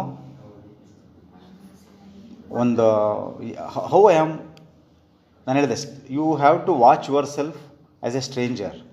ನೀವು ನಮ್ಮನ್ನು ನಾವೊಬ್ಬ ಅಪರಿಚಿತರ ಥರ ನೋಡ್ಕೋಬೇಕು ಅಂತ ಹೇಳಿದ್ವಿ. ನಾವು ಬೇರೆಯವ್ರನ್ನ ನೋಡ್ಕೊಳ್ತೀವಲ್ಲ ಅಪರಿಚಿತರ ಥರ, ನಮ್ಮನ್ನು ಆಗಾಗ್ಗೆ we have to check ourself ಅನ್ನೋದ್ರ ಬಗ್ಗೆ ಅವ್ರು ಹೇಳಿದ್ರು. Well said sir. ಹೇಳಿ ಮೇಡಮ್, ಹೇಳಿ. ಅವ್ರು ಹೇಳಿದ್ರಲ್ಲ, ನಮ್ಮನ್ನ ಯಾವಾಗ ಅರಿಯಂಗಿಲ್ಲ ಅಂತ ಹೇಳಿ, ನಮ್ಮನ್ನ ಅರ್ತಿಲ್ಲ ಬರೋಬರೈತಿ. ಆಮೇಲೆ ನಾವು ತಪ್ಪು ಮಾಡಿದ್ಮೇಲೆ ಅರಿವು ಬರ್ತೈತಿ, ನಾನು ಹಿಂಗೆ ಮಾಡಬಾರ್ದಾಗಿತ್ತು, ಮಾಡಿದೆ. ಅದೇ emotional awareness. Very good. Emotional awareness ಅಂದ್ರೆ ಯಾವುದೋ ಸಿಟ್ಟು ತೆಗೆದು ಯಾವುದೋ ಮೇಲೆ ಹಾಕ್ತೀವಿ, ಅದೇ ಮಾಡೋದು ನಾವು ತಪ್ಪು. Very good. ಈಗ ನೀವು ಹೇಳಿದ್ರಿ, ಅವ್ರು ಹೇಳಿದ್ರು ಮೇಡಮು, ತಪ್ಪು ಆದಮೇಲೆ ನನಗೆ ಗೊತ್ತಾಗುತ್ತೆ ಅಂತ. ಅಟ್ಲೀಸ್ಟ್ ತಪ್ಪು ಆದಮೇಲೆ ಗೊತ್ತಾದರೂ ನೀವು ಒಂದು ಮಟ್ಟದಲ್ಲಿದ್ದಾರೆ ಅಂತ. ತಪ್ಪು ಮಾಡಿದ್ರೂ ಗೊತ್ತಾಗದೇ ಇರೋವಂಥ ಮಟ್ಟದಲ್ಲಿದ್ದರೆ ಅವ್ರಿಗೆ ಸೆಲ್ಫ್ ರಿಫ್ಲೆಕ್ಷನ್ ಇನ್ನೂ ಜಾಸ್ತಿ, ಅವ್ರ ಬಗ್ಗೆ ಒಂದು ಸ್ವಲ್ಪನೂ ತಿಳ್ಕೊಳ್ಳೋ ಪ್ರಯತ್ನ ಅವರು ಮಾಡಿಲ್ಲ ಅನ್ನುವಂಥ ಹಂತಕ್ಕೆ ಬರುತ್ತೆ. ನಾವು ಇತ್ತೀಚಿನ ಒಂದು ಇದರಲ್ಲಿ ನೋಡಿದ್ವಿ, ಪ್ರಸಿದ್ಧ ನಟ ಅವರು ಯಾವ ರೀತಿಯಲ್ಲಿ ಸಮಸ್ಯೆಗೀಡಾದರು, ಅವರ ಒಂದು ಇದು ಅಂದರೆ ನಮ್ಮ ಆಕ್ರೋಶಗಳು, ನಮ್ಮ ಒಂದು ಸಿಟ್ಟು. ಹೌದು, ಬೇರೆಯವರು ತಪ್ಪು ಮಾಡಿದ್ದಾರೆ, ಬೇರೆಯವ್ರು ತಪ್ಪು ಮಾಡಿದಾಗ ಅವ್ರ ತಪ್ಪನ್ನು ನಾವು ತಿದ್ದಬೇಕಾದ್ರೆ, ಆ ತಪ್ಪಿಂದ ನನಗಾಗಿರ್ತಕ್ಕಂಥ ನೋವನ್ನು ನಾನು ಸರಿಪಡಿಸ್ಕೋಬೇಕಾದ್ರೆ ಆಕ್ರೋಶ, ಹಿಂಸೆ ಎಷ್ಟು ಮಟ್ಟಿಗೆ ಒಳ್ಳೆಯದು. ಇದೊಂದು ಘಟನೆ ಈ ಥರದ್ದು ನಮ್ಮ ಇಡೀ ಸುತ್ತಮುತ್ತ ನಡೀತಾ ಇರುತ್ತೆ, ನಮ್ಮ ತರಗತಿಗಳಲ್ಲಿ ನಡೀತಾ ಇರುತ್ತೆ. ಒಬ್ಬ ವಿದ್ಯಾರ್ಥಿ ತಪ್ಪು ಮಾಡ್ತಾನೆ, ತಪ್ಪು ಮಾಡಿದಾಗ ನನ್ನ ಪ್ರತಿಕ್ರಿಯೆ ಏನು? ನಿಮ್ಮ ಸ್ನೇಹಿತರುಗಳು, ನಾನೇ ತಪ್ಪು ಮಾಡ್ತೀನಿ, ನಮ್ಮ ಸ್ನೇಹಿತರುಗಳು ತಪ್ಪು ಮಾಡ್ತಾರೆ ಅಂತ ನನಗೆ ಅನಿಸುತ್ತೆ, ತಪ್ಪಿದೆಯೋ ಇಲ್ಲ ಗೊತ್ತಿಲ್ಲ ನನಗೆ. ಆಗ ನನ್ನ ಪ್ರತಿಕ್ರಿಯೆ ಏನು, ಸ್ಪಂದನೆ ಏನು? ಇದನ್ನು ನಾವು ದೂರ ನಿಂತು ಅವಲೋಕಿಸೋದು ಹೇಗೆ ಅಂದರೆ, ಅದಕ್ಕೆ ಹೇಳ್ತಾರೆ, ಅದು ಆಗಾಗ್ಗೆ ಚೆಕ್ ಮಾಡ್ಕೋಬೇಕಾದ್ರೆ ನಿಜನೇ. ಆದರೆ ಇನ್ನೂ ಚೆನ್ನಾಗಿ ಅಂತ ಹೇಳಿದ್ರೆ, ಪ್ರತಿ ದಿವಸ ಒಂದಷ್ಟು ಕಾಲ, ಒಂದು 5 ನಿಮಿಷನೋ 10 ನಿಮಿಷನೋ ನಿಮ್ಗೆ ಎಷ್ಟು ಸಮಯ ಸಿಕ್ಕುತ್ತೋ, ಸ್ವಚಿಂತನೆಗೆ ಒಂದು ಸಮಯವನ್ನು, ಸೆಲ್ಫ್ ರಿಫ್ಲೆಕ್ಷನ್ಗೆ ಒಂದು ಸಮಯವನ್ನು ಮೀಸಲಿಡಬೇಕಾಗತ್ತೆ. ಅದು ರಾತ್ರಿ ಮಲಗಬೇಕಾದ್ರೆ ಮಾಡ್ಬೋದು. ಮಲಗಬೇಕಾದ್ರೆ ಒಂದು ಅಪಾಯ ಏನಂದರೆ ನಿದ್ದೆ ಬಂದುಬಿಡುತ್ತೆ, ಆಗೋದಿಲ್ಲ, ಅದು ಪೂರ್ತಿ ನಿದ್ದೆ ಹೋಗ್ಬಿಡ್ತೀವಿ ನಾವು ಬೇಗ. ಧ್ಯಾನವನ್ನು ಮಾಡೋ ಟೈಮಲ್ಲಿ ನೀವು ಧ್ಯಾನ ಮಾಡೋದು ಅಭ್ಯಾಸ ಆದಾಗ, ಧ್ಯಾನದ ಸ್ಥಿತಿಗೆ ಹೋಗಿ ಎಲ್ಲ ಹಗುರಾದಮೇಲೆ ನಿಮಗೆ ರಿಫ್ಲೆಕ್ಷನ್ಗೆ ಅವಕಾಶ ಆದರೆ ಖಂಡಿತವಾಗ್ಲೂ ಚಿತ್ರ ಥರ ಬರುತ್ತೆ ನಮಗೆ, ಹೌದಲ್ವಾ ಅಂತ. ಈ ಮಾತನ್ನು ಶಾರದಾ ಮಾತನ್ನು ಹೇಳ್ತಾರೆ. ಹಾಂ, ಪ್ರತಿದಿನ ಸಾಯಂಕಾಲ ಎಲ್ಲ ಕೆಲಸ ಆದಮೇಲೆ ಒಂದು ಸ್ವಲ್ಪ ಹೊತ್ತು ಕೂತ್ಕೊಂಡು, ಇವತ್ತು ನಾನು ಏನು ಸರಿ ಮಾಡಿದೆ, ಏನು ಸರಿ ಮಾಡಲಿಲ್ಲ, ಇನ್ನು ನಾನು ಮಾತಾಡಿದ್ದು ಇನ್ನೂ ಬೆಟ್ರಾಗಿ ಯಾವ ಥರ ಮಾತಾಡ್ಬೋದಾಗಿತ್ತು. ಹೌದು, ನಾನು ಎಕ್ಸ್ಪೆರಿಮೆಂಟ್ ಮಾಡ್ತಾ ಇದ್ದೆ. ಸ್ವ ಅರಿವು ಬಗ್ಗೆ ಶಾರದಾ ಮಾತಾಡ್ತಾರೆ. ಸರ್ ಮತ್ತೊಂದ್ರೆ ನಾವೀಗ ಪಾಠ ಯೋಜನೆ ಬರೀತೇವಲ್ರಿ ಸರ್, ಅಲ್ಲಿ ಪ್ರತಿಯೊಂದು ಅದರ ಘಟಕದಲ್ಲಿ ನಾವು ಡೈರಿ ಬರಬೇಕಾದ್ರೆ ಶಿಕ್ಷಕರ ಸ್ವ ಅವಲೋಕನ ಅಂತ ಒಂದು ಕಾಲಮ್ ಇಟ್ಬಿಟ್ಟಿದ್ದಾರೆ ಸರ್. ಅಂದ್ರೆ ನಾವು ಒಂದು ಪಾಠವನ್ನು ಬೋಧನೆ ಮಾಡ್ಬೇಕಾದ್ರೆ 4-5 ಘಟಕಗಳ ವಿಂಗಡಣೆ ಮಾಡ್ಕೋತೀವಿ. ಈ ಘಟಕವನ್ನು ಕಲಿಸಿದಾಗ ನನ್ನ ಕ್ಲಾಸಲ್ಲಿ ಇರ್ತಕ್ಕಂಥ ಮಕ್ಕಳು ಎಷ್ಟು ಜನ ಕಲ್ಕೊಂಡಿದ್ದಾರೆ ಅನ್ನೋದ್ರ ಪ್ರತಿ ಘಟಕಕ್ಕೆ ನಾವು ಸ್ವ ಅವಲೋಕನ ಮಾಡ್ಕೊಂಡಿದ್ದಾದ್ರೆ ಪ್ರತಿಯೊಂದು ಪಾಠ ಇನ್ನು ಚೆನ್ನಾಗಿ ನಾವು ಮಕ್ಕಳಿಗೆ ಮುಟ್ಟಿಸ್ಬರ್ಲಿ ಅಂತ. Very nice. ಪ್ರತಿ ಘಟಕ ಕೂಡ ನಮ್ಮನ್ನು ಅವಲೋಕನ ಮಾಡ್ಕೊಳ್ಳೇಬೇಕು. ಅದೊಂದು ವಿಷಯದ ಬಗ್ಗೆ ಆದರೆ, ಒಂದು ವಿಷಯದ ಬಗ್ಗೆ ಸಾರ್ ಹೇಳ್ತಾರೆ, ನಮ್ಮ ಬಗ್ಗೆ ನಾವೇ ಒಂದು ಕ್ಲಾಸ್ ಮಾತ್ರ ಅಲ್ಲ, ಕ್ಲಾಸಿಗೆ ಮಾತ್ರ ಸೀಮಿತ ಆಗಲ್ಲ. ಪ್ರತಿಯೊಂದು ನಿಮ್ಮ ಮಾತು, ಆಲೋಚನೆ, ಕೃತಿ ಹೇಗಾಯ್ತು ಅಂತ ಪ್ರತಿಯೊಂದು ನಾವು ಮಾಡ್ತಕ್ಕಂಥ ಕೆಲಸಗಳನ್ನೇ ಡೈರಿ ರೂಪದಲ್ಲಿ ಬರೆದಿಡೋದು. ಮೇಡಮ್, ನಿಮ್ಮ ಹೆಸರು? ಮೀನಾಕ್ಷಿ ಅವರೆಲ್ಲ ಅಂತ ನೋಡಿ. ಇದೊಂದು 2-3 ವಿಧಾನ ಇದೆ. ಗುರುಗಳು, ಸ್ವಾಮೀಜಿಗಳು ಹೇಳಿದ್ದು, ಶಾರದಾ ಮಾತೆಯವರು ಒಂದಷ್ಟು ಕಾಲ ಸಂಜೆ ನಾನು ಕೂತು ನಾವು ಆರಾಮಾಗಿ ಕೂತ್ಕೋಬೇಕು. ಗದ್ದಲದಲ್ಲಿದ್ದರೆ ಆಗಲ್ಲ. ನಮ್ಮ ಇವತ್ತಿನ ಜೀವನ ಹೇಗಾಗಿದೆ, ಇವತ್ತಿನ ದಿನಮಾನಗಳು ಹೇಗಾಗಿದೆ ಅಂದರೆ, ನಾವು ಎಲ್ಲ ಬರೀ ಗದ್ದಲದಲ್ಲೇ ಕಳಿತೀವಿ. ನಾವು ಯಾವಾಗಲೂ ಗದ್ದಲನೇ ಬೇಕು ನಮಗೆ. ಮೊಬೈಲ್ ಗದ್ದಲ ಬೇಕು, ಟಿ ವಿ ಗದ್ದಲ ಬೇಕು, ಮಾತನಾಡ್ತಾ ಇರ್ತೀವಿ. ನಮ್ಮ ಮಾತುಗಳು ಹೆಚ್ಚಾದಾಗ ರಿಫ್ಲೆಕ್ಷನ್ಗಳು ಬರಲ್ಲ, ಚಿಂತನೆಗಳಿಗೆ ಅವಕಾಶ ಇರಲ್ಲ. ಹಾಗೆಯೇ ಮನಸ್ಸಿನೊಳಗೂ ಗದ್ದಲ ಇರುತ್ತೆ. ಆಯ್ತು ಸರ್, ಸುಮ್ಮನೆ ಕೂತಿದ್ದೀನಿ ನಾನು, ಅವಾಗಲೂ ಗದ್ದಲ ಆಗುತ್ತದು. ಆ ಗದ್ದಲನೂ ಕಮ್ಮಿ ಮಾಡಬೇಕು. ಆ ಗದ್ದಲ ಕಮ್ಮಿ ಮಾಡೋದು ಹೇಗೆ? ಮನಸ್ಸು ಯಾವಾಗಲೂ ಅದಕ್ಕೊಂದು ಹೇಳ್ತಾರೆ, ನಮ್ಮ ಸೆಲ್ಫ್ ಏನಿದೆ ಅದು ಒಟ್ಟುಗುಡ್ತಾ ಇರುತ್ತೆ ಅಂತ. ಒಟ್ಟುಗುಟ್ಟೋದು ಅಂತಾರೆ ನಾವು, ಅಲ್ವಾ? ಅದು ಒಬ್ಬನು ಹೇಳ್ತಾನೆ, ಅವನು ಅದನ್ನು ಸೈಲೆನ್ಸ್ ಮಾಡೋದು ಹೆಂಗೆ? ಯಾವುದನ್ನ? ನನ್ನೊಳಗೊಬ್ಬನು ಒಟ್ಟುಗುಡ್ತಾ ಇದ್ದಾನೆ, ವಟ ವಟ ವಟ ವಟ ಅಂತ ಇದ್ದಾನೆ ಅವನು. ಅವನನ್ನು ಸೈಲೆನ್ಸ್ ಮಾಡೋದು ಹೇಗೆ? So that is the biggest challenge. If you silence that person, ಯಾರು ನಮ್ಮ ಒಳಗೊಬ್ಬನ ಯಾರೋ ಒಬ್ಬನ ಹಗಲೆಲ್ಲ ಮಾತಾಡ್ತಾನಲ್ಲ, ಹೆಣ್ಮಕ್ಳಾದ್ರೆ ಮಾತಾಡ್ತಾಳಲ್ಲ, ಅವಳನ್ನು ಹೇಗೆ ಸೈಲೆನ್ಸ್ ಮಾಡೋದು? ಅದು ಸೈಲೆನ್ಸ್ ಸ್ವಲ್ಪ ಆದರೆ ಪೂರ್ತಿ ಸೈಲೆನ್ಸ್ ಆಗಲ್ಲ. ಆಗ ನೀವು ಶಾರದಾ ಮಾತೆಯವರು ಹೇಳಿದಂಥ ಒಂದು ಆ ರಿಫ್ಲೆಕ್ಷನ್ಗೆ ಜಾಗ ಸಿಗುತ್ತೆ. ಸ್ಪೇಸ್ ಬೇಕಲ್ಲಿ, ಜಾಗ ಬೇಕಲ್ಲಿ. ಆ ಜಾಗಕ್ಕೆ ನಿಮಗೆ ನಮ್ಮ ಮನಸ್ಸಿನ ತುಂಬ ತುಂಬಿರ್ತಕ್ಕಂಥ ಆಲೋಚನೆಗಳನ್ನು ಆ ಒಂದು ಬಿರುಗಾಳಿ ಥರ ಇರುತ್ತದು. ಸ್ವಲ್ಪ ಶಾಂತವಾದಾಗ ಆವಾಗ ನಿಮಗೆ ವೇದಿಕೆ ಸಿದ್ಧ ಆಗತ್ತೆ. ಏನಾಗುತ್ತೆ? ವೇದಿಕೆ ಸಿದ್ಧ ಆಗುತ್ತೆ. ಆ ವೇದಿಕೆ ಸಿದ್ಧ ಆಗ ನೋಡ್ರಿ ಕನ್ನಡಿ ಥರ ಕೆಲಸ ಮಾಡುತ್ತದೆ ಮನಸ್ಸು. ಹೌದಲ್ವಾ? ಈ ರೀತಿ ಮಾಡಬಾರ್ದಾಗಿತ್ತು ನಾನು. ಪಶ್ಚಾತ್ತಾಪ, ರಿಸೆಂಟ್ಮೆಂಟ್. ಆಮೇಲೆ ಕ್ಷಮಿಸ್ತಕ್ಕಂಥದ್ದು. ಕ್ಷಮಿಸುವುದೇನಿದೆಯಲ್ಲ, ನಮ್ಮ ಕ್ಷಮೆ ಇಲ್ಲದೆ ಹೋದಾಗ, ಕ್ಷಮೆ ಕೊಡದೆ ಹೋದಾಗ, ನಮ್ಮನ್ನು ನಾವು ಕ್ಷಮಿಸ್ಕೊಳ್ಳದೆ ಹೋದರೆ ಇತರರ ತಪ್ಪುಗಳನ್ನು ಕ್ಷಮಿಸ್ಕೊಳ್ದೆ ಹೋದರೆ ಅವುಗಳು ಒಂದು ಆಕ್ರೋಶ ಹೊರ ಹಾಕಬೇಕು, ಕಿರ್ಚಾಡೋದು, ಬೈಯೋದು, ಬೇರೆಯವರ ಮನಸ್ಸಿಗೆ ನೋವು ಮಾಡೋದು, ಅದು ಔಟ್ಲೆಟ್, ಅದು ಹೊರಗಡೆ ಕೆಥಾರ್ಸಿಸ್ ಅಂತೀವಿ ನಾವು ಅದನ್ನು. ಅದು ಮಾಡಲಿಲ್ಲ ಅಂದರೆ ನಿಮ್ಮೊಳಗೆ ನೀವು ಇಟ್ಕೊಂಡ್ರೆ ನಿಮಗೆ ಕಾಯಿಲೆ ಬರುತ್ತೆ. ಎರಡರಲ್ಲೊಂದು. ನೀವು ಹೊರಗಡೆ ಹಾಕಿದರೆ ಬೇರೆಯವ್ರಿಗೆ ತೊಂದರೆ ಆಗಿ ಮತ್ತಿನ್ನೊಂದು ಸ್ವಲ್ಪ ಅಟ್ಯಾಕ್ ಮಾಡ್ತಾರೆ ಅವ್ರು ನಿಮ್ಮನ್ನು. ಒಳಗೆ ಇಟ್ಕೊಂಡ್ರೆ ಏನಾಗುತ್ತೆ, ನಮಗೆ ಕಾಯಿಲೆ ಬರುತ್ತೆ. ಎಷ್ಟೋ ಸೈಕಾಲಜಿಸ್ಟ್ಸ್ ಮತ್ತು ಡಾಕ್ಟ್ರುಗಳ ಪ್ರಕಾರ ಎಷ್ಟೋ ಕ್ಯಾನ್ಸರ್ಗಳಿಗೆ ಕಾರಣ, ಸೋ ಮೆನಿ ಟೈಪ್ಸ್ ಆಫ್ ಕ್ಯಾನ್ಸರ್ಗಳಿಗೆ ಕಾರಣ ನಾವು ಇತರರ ಬಗ್ಗೆ ಇರುವಂಥ ಹಾಗೆ ಮತ್ತು ಆ ಒಂದು ಹಳಹಳಿಯುವಿಕೆ. ಅವ್ರು ಹಿಂಗೆ ಮಾಡಿದ್ರು, ಇಂಥ ತಪ್ಪು ಮಾಡಿದ್ರು, ಅವ್ರು ನನಗೆ ಹಿಂಗೆ ಮಾಡಿದ್ರು. ಕೆಲವು ನೋಡ್ರಿ 90 ವರ್ಷಕ್ಕೆ ರೀಚ್ ಆಗಿರ್ತಾರೆ, 85 ವರ್ಷ, ಎಷ್ಟೋ. ಯಾರಿಗೂ ಹೇಳಬಾರ್ದು. ಅದನ್ನು ಅವುಗಳನ್ನು ಹೇಳ್ತೀನಿ, ಅದೇ ಆಯಿತು. ಅವನ್ನು ಹೇಳಿದ್ರೂ ಸಹ ಕಮ್ಮಿ ಆಗಲ್ಲ. ನೀವು ಒಂದು ಹೇಗೆ ಅಂದರೆ, ಎಷ್ಟೋ ಸರಿ ನಾವು ಯಾವುದನ್ನು ಹೇಳಬೇಕು ಯಾವುದನ್ನು ಹೇಳಬಾರ್ದು ಅನ್ನುವಂಥ ವಿವೇಚನೆಗಳು ನಮಗೊಂದು ಸಾರಿ ಕಳ್ಕೊಂಬಿಡ್ತೀವಿ ನಾವು. ಅದಕ್ಕೆ ಸಂಸಾರದ ಗುಟ್ಟು ವ್ಯಾಧಿ ರಟ್ಟು. ಬೇರೆಯವ್ರಿಗೆ ಹೇಳಕ್ಕೆ ಹೋದರೆ ಎಲ್ಲರೂ ಅದನ್ನು ಡಿಸ್ಅಡ್ವಾಂಟೇಜ್ ತೊಗೊಂಡು ಇದು ಹಿಂಗೆ ಅಂತ. ಕಾಯಿಲೆ ಹಿಂಗಿದೆ ಅಂದರೆ ಅಯ್ಯೋ ಪಾಪ ಅವ್ನು ಏನು, ಅಯ್ಯೋ ಹಿಂಗಿದೆ ಕಣ್ರಿ ಅವ್ನಿಗೆ ಕಾಯಿಲೆ, ಕಣ್ರಿ ಅವನಿಗೆ ಎದುರು ಸಿಕ್ಕರಲ್ಲ ನಿಮಗೆ ಕಾಯಿಲೆ ಅಂತೆ. ಕಾಯಿಲೆ ಜಾಸ್ತಿ ಆಗ್ಬಿಡುತ್ತೆ. ಹೇಳೋ ಅವಶ್ಯಕತೆ ಇಲ್ಲ. ಸರ್ ಕೇಳಿದ್ರು, ಸರ್ ನಿಮ್ಮ ಹೆಸರು ಏನು ಹೇಳಿದ್ರು? ಸದಾಶಿವ ಅವರು ಒಳ್ಳೆ ಮಾತು ಕೇಳಿದ್ರು. ಸರ್ ಏನು ಮಾಡಬೇಕು ಅವಾಗ? ಏನೂ ಮಾಡಬೇಕಾಗಿಲ್ಲ. ಧ್ಯಾನಸ್ಥ ಸ್ಥಿತಿಗೆ ಹೋಗಿ ನೀವು ಅವಲೋಕನವನ್ನು ಮಾಡ್ತಾವ್ರೆ. ಎಷ್ಟೋ ಸಾರಿ ನೀವು ಅವಲೋಕನವನ್ನು ಮಾಡಿ ಆ ಕ್ಷಣಗಳನ್ನು ಮತ್ತೆ ತೊಗೋಬೇಕು ನೀವು. ಯಾವುದು? ಯಾವ ಕ್ಷಣ? ನಿಮ್ಗೆ ಯಾರೋ ಬೈದಿರ್ತಾರೆ, ನಿಮ್ಗೆ ಯಾರೋ ಮನಸ್ಸಿಗೆ ನೋವು ಮಾಡಿರ್ತಾರೆ, ನಿಮ್ಮ ಸ್ಟಾಫ್ ಮನಸ್ಸಿಗೆ ನೋವು ಮಾಡಿರ್ತಾರೆ. ಅವ್ರು ಮಾಡೂ ಇರಲ್ಲ, ನಾವು ಮನಸ್ಸಿಗೆ ನೋವು ಮಾಡ್ಕೊಂಡಿರ್ತೀವಿ. ಎಷ್ಟೋ ಸಾರಿ ನಾವು ಭಾಳ ಸೂಕ್ಷ್ಮದಾಗ ಏನಾಗುತ್ತೆ, ಅವರು ಸುಮ್ಮನೆ ಹಿಂಗೆ ನೋಡೋದು ಸಾಕು, ಬೇಕಂತಾನೆ ನೋಡ್ತಾರೆ ಅವ್ರು. ನಾನು ಒಂದು ಕಡೆ ಹೇಳ್ತಾರಲ್ರಿ, ನಮ್ಮ ಪರ್ಮಿಷನ್ ಇಲ್ಲದೆ ನಮ್ಮನ್ನು ಯಾರೋ ಖುಷಿ ಪಡ್ಸೋಕ್ಕೂ ಸಾಧ್ಯಲ್ಲ, ದುಃಖ ಪಡ್ಸೋಕ್ಕೂ ಸಾಧ್ಯಲ್ಲ. ಹೌದು, ಅದು ಸರಿ. ಆದರೆ ನಾನು ಹೇಳೋಂಥದ್ದೇನೆಂದರೆ, ನೀವು ಹೇಗೆ ಸರಿ ಮಾಡ್ಕೋಬೇಕು ಅದನ್ನು ಅಂತ ಇವಾಗ. ಸೊ ನಾವು ಅದನ್ನು ರಿಲೀವ್ ಮಾಡ್ಕೋಬೇಕು. ಅಂದರೆ ಸಬ್ಕಾನ್ಷಿಯಸ್ ಸ್ಟೇಜ್ಗೆ ಹೋಗಬೇಕು. ಕೂತು ಧ್ಯಾನಸ್ಥ ಸ್ಥಿತಿಗೆ ಹೋಗಿ ಎಲ್ಲ ರಿಲ್ಯಾಕ್ಸ್ ಮಾಡಿ.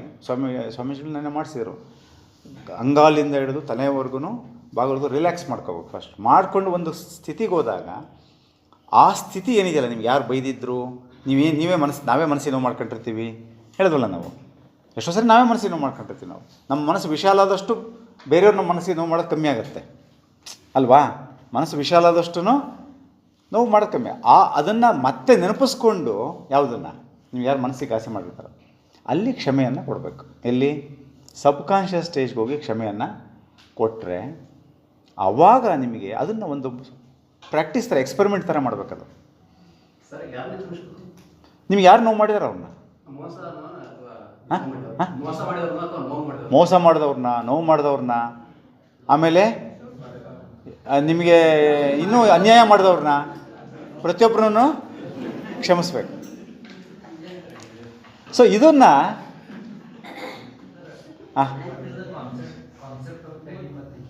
ಟೆಲಿಪತಿ ಅಲ್ಲ, ಅದು ಬೇರೆ ಸಬ್ಜೆಕ್ಟಿಗೆ ಹೋಗುತ್ತೆ. ಅದನ್ನು ಚಾವ್ ವಿರಾಮದಲ್ಲಿ ಬೇಕಾದ್ರೆ ಮಾತಾಡೋಣ ನಾವು ನೀವು. ಈ ಸಬ್ಜೆಕ್ಟಲ್ಲಿ ನಾವು ಮಾತಾಡೋಣಂತೆ. ಸೊ ಇದನ್ನು ತಾವು ಹೇಳಿದ್ರೆ ಹೇಗೆ ಮಾಡಬೇಕು, ಯಾಕೆ ಕ್ಷಮಿಸ್ಬೇಕು ಅವ್ರನ್ನ? ನೋವು ಮಾಡಿದ್ದಾರೆ, ಹೌದು, ನೀವು ನೋವು ಮಾಡಿದ್ದಾರೆ. ನಿಮಗೆ ಕ್ಷಮಿಸದೆ ಹೋದರೆ ಒಂದೇ ಸ್ಟಾಫ್ ರೂಮಲ್ಲಿ ನೀವು 10 ವರ್ಷ ಇರಬೇಕು, 15 ವರ್ಷ ಇರಬೇಕು. ನೀವು ಟ್ರಾನ್ಸ್ಫರ್ ಆಗಬೇಕು, ಇಲ್ಲ ಅವ್ರು ಟ್ರಾನ್ಸ್ಫರ್ ಆಗಬೇಕು. ನೀವಿಬ್ಬರು ಒಬ್ಬರನ್ನ ಮಾತಾಡ್ಸಲ್ಲ, ಇನ್ನೊಬ್ಬರನ್ನ ಮಾತಾಡ್ಸಲ್ಲ ಅಂದರೆ ಅದರ ಒಂದು ಪರಿಣಾಮ ಶಾಲೆಗಾಗತ್ತೆ, ಶಿಕ್ಷಕರ ಮೇಲೆ, ಮಕ್ಕಳ ಮೇಲಾಗತ್ತೆ. ವಿದ್ಯಾರ್ಥಿಯನ್ನು ತಪ್ಪು ಮಾಡಿರ್ತಾನೆ ಅಂತ ಅಂದ್ಕೊಂಡಿರ್ತೀವಿ ನಾವು. ವಿದ್ಯಾರ್ಥಿ ನಡವಳಿಕೆಯನ್ನು ನಾವು ಕಾರಣ ಸಹಿತವಾಗಿ ನೋಡಿದಾಗ, ಆ ವಿದ್ಯಾರ್ಥಿಯ ಎಂಪತಿ ಅಂತೀವಿ ನಾವು, ಅದನ್ನು ಅನುಭೂತಿಯಲ್ಲಿ ನೋಡಿದಾಗ ನಮಗೆ ವಿದ್ಯಾರ್ಥಿ ತಪ್ಪು ಅನ್ಸಲ್ಲ ಅವಾಗ. ಆದರೆ ಅದನ್ನು ನನ್ನ ಮನಸ್ಸಿನಲ್ಲಿ ಇಟ್ಕೊಂಡು ಆ ವಿದ್ಯಾರ್ಥಿ ನನಗೆ ಹಂಗಂದ್ಬಿಟ್ಟ, ನನ್ನ ಸ್ಥಿತಿ ಏನು, ನಾನು ಯಾರು? ನಾನು ಗುರು, ಶಿಕ್ಷಕ, ಗುರು ಆಗ್ಬೇಕು ನಾನು, ಬೆಳಕು ತೋರ್ಬೇಕು ನಾನು, ಕ್ಷಮಿಸ್ಬೇಕು ನಾನು, ವಿಶಾಲ ಹೃದಯ ಆಗಬೇಕು. ಆಗ ಈ ನನ್ನ ತರಗತಿಯೊಳಗಿರ್ತಕ್ಕಂಥ ಇಷ್ಟೂ ವಿದ್ಯಾರ್ಥಿಗಳನ್ನು ನಾನು ಮುಕ್ತವಾಗಿ ಪ್ರೀತಿಸ್ಲಿಕ್ಕೆ ಸಾಧ್ಯ. ಅದರಲ್ಲಿ ಒಬ್ಬ ವಿದ್ಯಾರ್ಥಿಯನ್ನು ನೀವು ಪ್ರೀತಿಸಲಿಲ್ಲ ಅಂದರೆ ನಿಮ್ಮ ತರಗತಿ ಸರಿ ಇರಲ್ಲ. ಅಲ್ಲಿ ಯಾರೋ ಒಬ್ಬರ ಮೇಲೇನೋ ನಿಮಗೆ ಬೇಜಾರಿದೆ ಅಂದರೆ ಆ ತರಗತಿ ಒಳಗೆ ಹೋದಾಗ ಕಿರಿಕಿರಿ ಚುಚ್ತಾ ಇರುತ್ತೆ ನಿಮಗದು. ಸೊ ಅದು ಚುಚ್ಚಬಾರ್ದು ಅಂತ ಹೇಳಿದ್ರೆ ನೀವು ಸ್ವ ಅವಲೋಕನ, ಸ್ವಜಾಗೃತಿಯಲ್ಲಿ ಹೋಗಿ ನೀವು ಆ ಪ್ರೀತಿಯನ್ನು ಆ ವಿದ್ಯಾರ್ಥಿಗೆ ಕೊಡಬೇಕಾಗತ್ತೆ. ಯಾಕೆ ಕೊಡ್ಬೇಕು ಸರ್? ಕೊಡಬಾರ್ದು ಸರ್, ಅವನು ನನಗೆ ತೊಂದರೆ ಮಾಡಿದ್ದಾನೆ, ನೋವು ಮಾಡಿದ್ದಾನೆ, ನನ್ನ ಫ್ರೆಂಡು ನಮ್ಮ ಕಲೀಗು ಎಷ್ಟು ಮೋಸ ಮಾಡಿದ್ದಾನೆ, ನಾನು ಕ್ಷಮೆ ಕೊಡಲ್ಲ. ಕೊಡಲಿಲ್ಲ ಅಂದರೆ ಅದು ಫಸ್ಟ್ ಸುಡೋದು ನಿನ್ನನ್ನೇ ಸುಡುತ್ತದು, ನಿನ್ನನ್ನೇ ಬಲಿ ತೊಗೊಳುತ್ತದು. ಶ್ರೀ ಮಾತಾಡೋದು ಮಾತು ಐತಲ್ರಿ, ಹಾಂ, ಮಗು ನಿನ್ನಲ್ಲಿ ಶಾಂತಿ ಬೇಕಾದರೆ ಯಾರೋ ದೋಷವನ್ನು ನೀನು ಹುಡುಕ್ಬೇಡ ಅಂತ. ಹೌದು, ಯಾರಲ್ಲೂ ದೋಷವನ್ನು ಹುಡುಕ್ಲಿಲ್ಲ ಅಂದ್ರೆ ಹೌದು, ನಿನ್ನೊಳಗೆ ಶಾಂತಿ ಇದ್ದೇ ಇರೋದು. ಹೌದು. ಅಂದ್ರೆ ಇದು ನಮ್ಮ ಇವನ್ ಸ್ಪಿರಿಚುವಲ್ ಪ್ರಾಕ್ಟೀಸಸ್ ಅಲ್ಲಿ ಕೂಡ ಸರ್ ಒಂದು ಸಾಧನೆ. ಹೌದು. ಏನಂದ್ರೆ pass on your shocks to the divine. ಭಗವಂತನಿಗೆ ನಮ್ಗೆಲ್ಲವನ್ನ ಅರ್ಪಿಸೋದು. ಹೌದು. ಒಳ್ಳೆಯದನ್ನು ಕೆಲವೆಲ್ಲ ಹೇಳ್ಕೊಳಕ್ಕಾಗಲ್ಲ ಎಲ್ಲರ ಜನ. ಸಾರ್ ಹೇಳಿದ್ರಲ್ಲ ಇಂಪಾರ್ಟೆಂಟ್ ಪಾಯಿಂಟ್. ಸ್ವಾಮಿ ವಿವೇಕಾನಂದರು ಈ ಮಾತು ಹೇಳಿದ್ದಾರೆ, don't wash your dirt in the street ಅಂತ. ನಮ್ಮ ಕೆಲವು ವೀಕ್ನೆಸಸ್ ಹೇಳ್ಕೊಂಡ್ಬಿಟ್ರೆ ಬೇರೆ ಅಡ್ವಾಂಟೇಜ್ ತಗೋತಾರೆ. ಕೆಲವನ್ನ ಎಲ್ಲರ ಮುಂದೆ ಹೇಳ್ಕೊಳಕ್ಕಾಗಲ್ಲ. ಹಾಗೆ ಅದನ್ನ ಭಗವಂತನಲ್ಲಿ ಸಮರ್ಪಿಸ್ಬಿಡೋದು. ಏನೋ ನನಗೊಂದು ಅನುಭವ ಕಲ್ಸೋದಕ್ಕೆ ಎಕ್ಸ್ಪೀರಿಯನ್ಸ್ ಕೊಟ್ಟು ಅವ್ರಿಗೆ ಒಳ್ಳೇದಾಗಲಿ, ನನ್ನ ಕಡೆಯಿಂದ ಏನು ಬೆಸ್ಟ್ ನನಗೆ ಕೊಡ್ಬೋದು. ನಮ್ಮ ಸ್ವಾಮೀಜಿ ಇದ್ದಾರೆ ಸರ್, ನೀವೆಷ್ಟೇ ಅವ್ರಿಗೆ ನೀವು ಬೈಲಿ ಅಥವಾ ಮಿಸ್ಬಿಹೇವ್ ಮಾಡಿ ಅವ್ರ ಕಡೆಯಿಂದ ನಾವು ಮಿಸ್ಬಿಹೇವ್ ಮಾಡಲ್ಲ. ಡಿವೈನ್ ಪಾಸ್ ಮಾಡಿಬಿಡ್ತಾರೆ. ಇದೇ ನನಗೇನು ಕಲ್ಸೋದಕ್ಕೋಸ್ಕರ ಕೊಟ್ಟಿದೆಯಾ ಈ ಅನುಭವನ, ನಾನು ಅವ್ರಿಗೆ ವಾಪಸ್ ಕೊಡಲ್ಲ, ವಿಷ ಕೊಡಲ್ಲ, ನಾನು ಅಮೃತನೇ ಕೊಡಕ್ಕೆ ಟ್ರೈ ಮಾಡ್ತೇನೆ. ಅವ್ರು ಯಾವೊಂದಿಗೂ ಮಿಸ್ಬಿಹೇವ್ ಮಾಡಲ್ಲ, ಯಾರ ಜೊತೆಗೂ ಮಾಡಲ್ಲ. ಅದು ಸಾಧನೆ. ಅವ್ರ ಸಾಧನೆ ಏನಪ್ಪ ಅಂದ್ರೆ ಸಾಧನೆ, ಏನೆಲ್ಲ ಅನುಭವ ಒಳ್ಳೇದೋ ಕೆಟ್ಟದೋ ಅದು ಭಗವಂತ ಕೊಟ್ಟಿದ್ದು ನೀನು ಸಮರ್ಪಣೆ. ಅವರೊಂದು ಉಪಕರಣ ಅಷ್ಟೇ, ಬೇರೆ ಬೇರೆಯವರು ಅವ್ರ ಕಾರಣ ಅಲ್ಲ. ಅದಕ್ಕೆ ಏನೊಂದು ಪಾಠ ಕಲ್ಸಕ್ಕೆ ಬಂದ್ರು, ಅದು ಪಾಸ್ ಆಗಿ. ಇದನ್ನ ಯತೀಶ್ವರ್ ಅಂತ ಹೇಳ್ತಾರೆ, pass your shocks to the divine. ಎಲ್ಲ ಕೆಟ್ಟದ್ದು ಒಳ್ಳೇದನ್ನ ಅರ್ಪಿಸಿ, ಅದೊಂದು ಸಾಧನೆ ಆಗುತ್ತೆ. ಅವಾಗ ನಿಮ್ಮ ಮನಸ್ಸು ರಿಲ್ಯಾಕ್ಸ್ ಆಗುತ್ತೆ. ಹೌದು. ಏನೇನಾಯ್ತು ನಿಮ್ಮ ಕೃಪೆ, ನಿಮ್ಮ ಇಚ್ಛೆಯಿಂದ ಆಯ್ತು. ಒಬ್ರಿಗೆ ಹಿಂಗೆ ರಾಮ ಒಬ್ರು ಹೋಗ್ತಿರ್ತಾನೆ, ರಾಮ ಭಕ್ತ, ಅವ್ನು ಹಿಡಿದು ಬಿಡ್ತಾರೆ, ಜೈಲಿಗೆ ಹಾಕ್ತಾರೆ.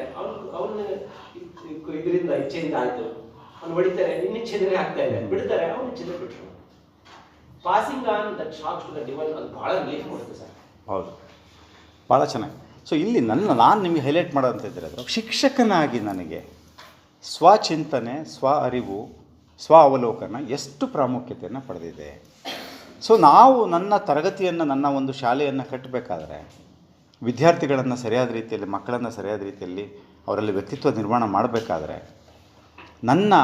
ನಾನು ಶಿಕ್ಷಕನಾಗಿ ನನ್ನ ಒಂದು ಜವಾಬ್ದಾರಿಯನ್ನು ನಾನು ಸರಿಯಾಗಿ ನಿರ್ವಹಿಸ್ತಾ ಇದ್ದೀನಿ. ನಾನೊಬ್ಬ ಕಲಿಕಾರ್ಥಿಯಾಗಿದ್ದೀನಿ. ಮೊದಲು ನಾನು ಫಸ್ಟು ಕಲಿಸ್ಬೇಕಲ್ವಾ.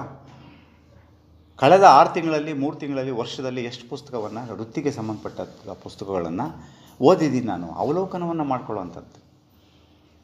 ನನ್ನ ತರಗತಿಗಳಿಗೆ ನಾನು ಸಿದ್ಧತೆ ಮಾಡ್ಕೊಳ್ತಿದ್ದೀನ, ಅವಲೋಕನವನ್ನು ಮಾಡ್ಕೊಳ್ಬೋದು, ಸ್ವ ಅವಲೋಕನ.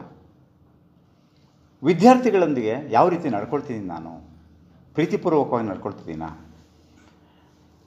ವಿದ್ಯಾರ್ಥಿಗಳ ವರ್ತನೆಗಳಿಗೆ ಕಾರಣಗಳನ್ನು ಹುಡುಕ್ತಾ ಇದ್ದೀನ, ಅಥವಾ ನಾನು ಹಾಗೇ ರಿಯಾಕ್ಟ್ ಮಾಡ್ತಾ ಇದ್ದೀನಿ. ನಾವು ಎಷ್ಟೋ ಸರಿ ನಮ್ಮ ರಿಯಾಕ್ಷನ್ಸ್ ಹೆಂಗಿರುತ್ತಂದರೆ, ಅದಕ್ಕೆ ಹೇಳ್ತಾರೆ ಡೋಂಟ್ ರಿಯಾಕ್ಟ್, ರೆಸ್ಪಾಂಡ್ ಅಂತ ಒಂದು ಮಾತಿದೆ. ಪ್ರತಿಕ್ರಿಯೆ ಕೊಡಬೇಡ್ರಿ, ಸ್ಪಂದನೆ ಮಾಡಿ, ಪ್ರತಿಸ್ಪಂದಿಸಿ.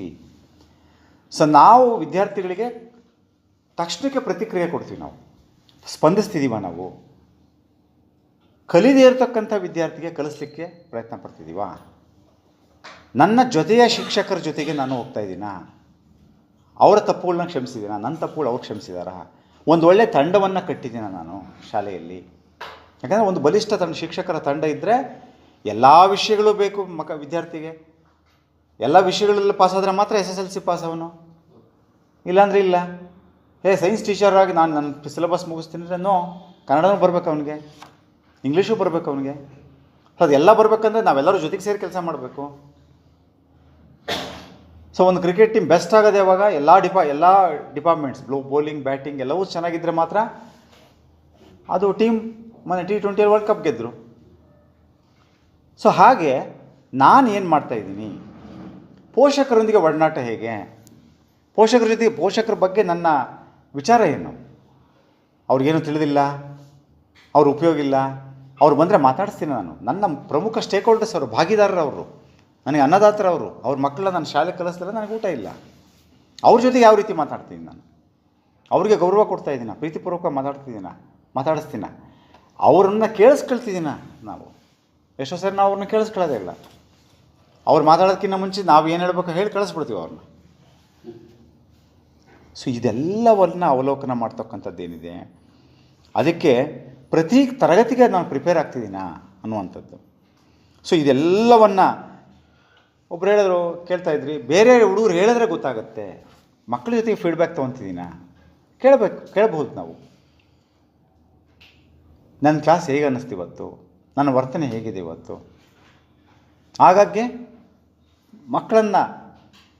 ಮಕ್ಕಳಿಂದ ಫೀಡ್ಬ್ಯಾಕ್ ತೊಗೊಳ್ತಕ್ಕಂಥದ್ದು, ಬೇರೆ ಟೀಚರ್ಸಿಂದ ತೊಗೊಳ್ತಕ್ಕಂಥದ್ದು. ಮೇಡಮ್ ಹೇಳಿದ್ರು, ಬೇರೆ ಟೀಚರ್ ಹೇಳಿದ್ರೆ ಗೊತ್ತಾಗುತ್ತೆ, ನಾವೇ ಕೇಳಬೇಕು ನನ್ನ ಕ್ಲಾಸ್ ಹೇಗಿತ್ತು ಇವತ್ತು.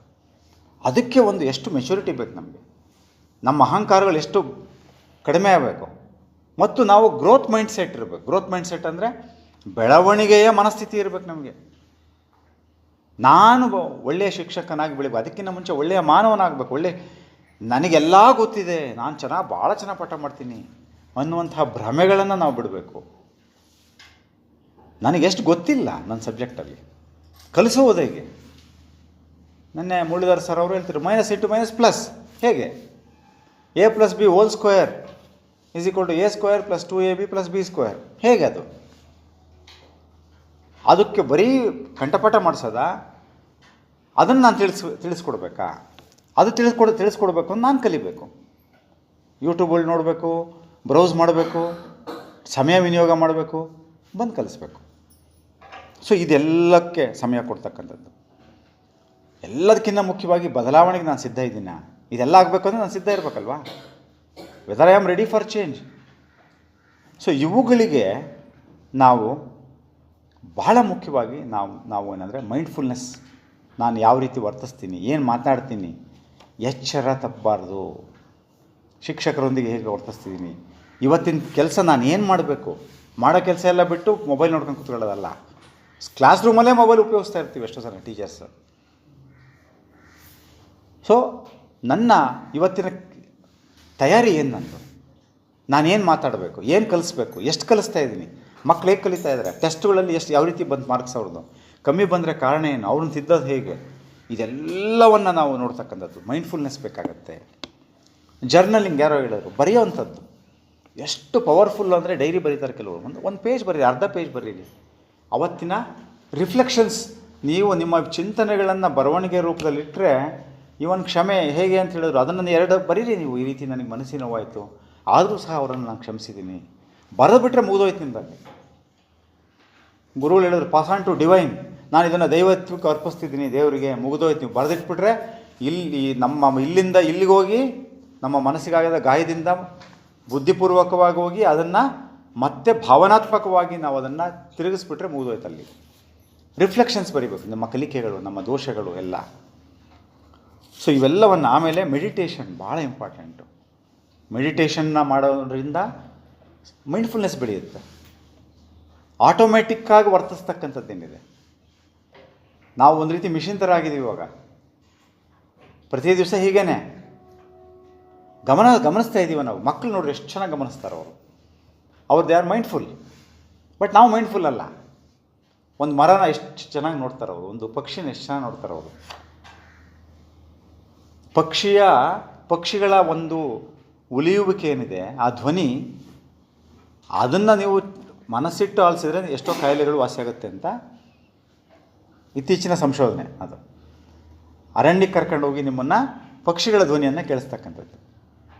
ನಾವು ರಾಮಕೃಷ್ಣ ಆಶ್ರಮದಲ್ಲಿ ಇರ್ತೀವಿ 3 ದಿವಸ, ಎಷ್ಟು ಪಕ್ಷಿಗಳ ಧ್ವನಿಯನ್ನು ಕೇಳಿಸ್ಕೊಂಡ್ವಿ ನಾವು. ಹಾಂ, ಅದು ಅಯ್ಯೋ ಏನೋ ಆ ಧ್ವನಿ ಇದೆ ಅಂತ ಕೇಳಿಸ್ಕೊಳ್ಳೋದಲ್ಲ, ಮಗು ಹೆಂಗೆ ಕೇಳಿಸ್ಕೊಳ್ಳುತ್ತೋ ಹಂಗೆ ಕೇಳಿಸ್ಕೊಳ್ಳೋದು. ಅದು ಸೆಲ್ಫ್ ರಿಫ್ಲೆಕ್ಷನ್. ಸೊ ಈಗ ಆಗಾಗ್ಗೆ ಚೆಕ್ ಮಾಡ್ಕೊಳ್ತಕ್ಕಂಥದ್ದು, ನನ್ನ ಮನಸ್ಸಿನಾಗ ಇವಾಗ ಏನು ಓಡ್ತಾ ಇದೆ, ಅವಾಗವಾಗ you check yourself, I have to check your self.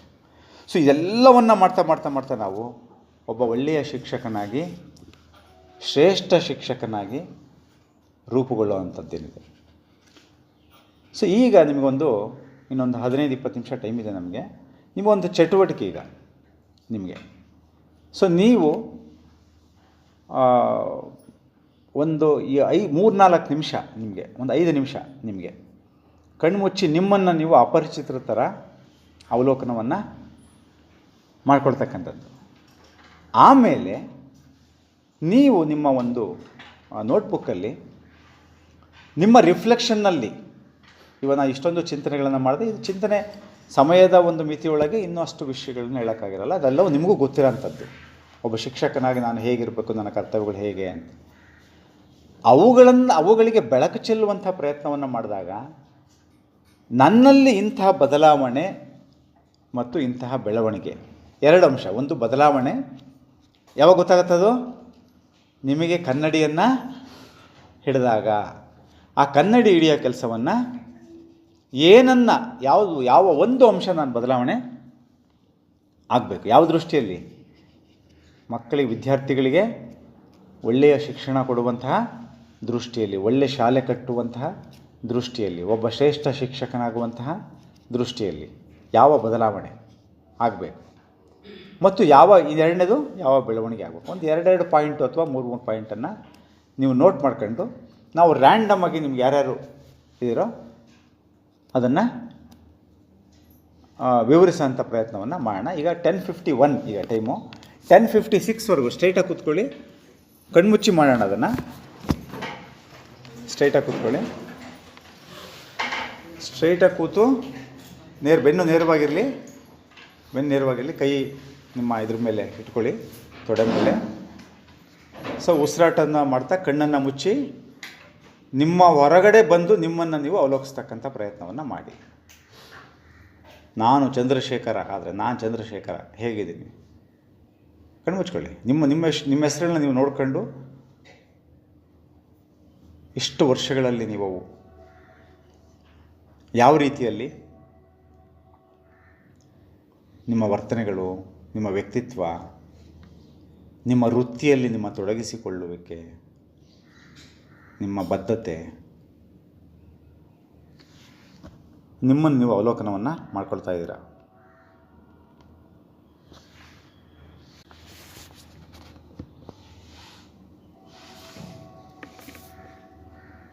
ಕುಟುಂಬದಲ್ಲಿ ನಿಮ್ಮ ವರ್ತನೆ, ಸ್ಪಂದನೆ,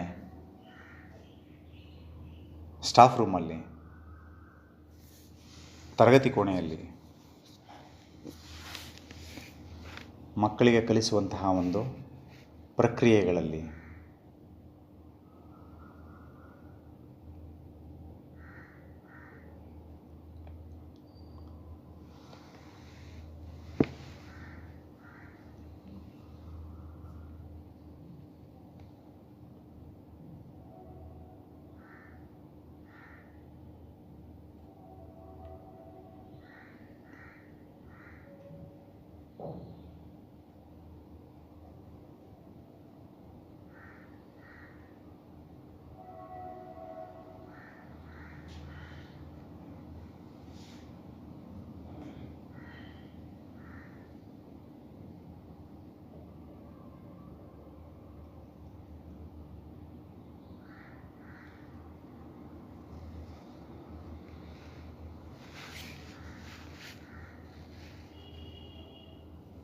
ವೃತ್ತಿಗೆ ಸಂಬಂಧಪಟ್ಟ ಹಾಗೆ ನಾನು ಹೀಗಿರಬಾರ್ದಿತ್ತು ಅನ್ನೋಂಥ ಅಂಶಗಳು ಏನಾದರೂ ಕಾಣಿಸ್ತಾ ಇದೆಯಾ ಗಮನಿಸಿ.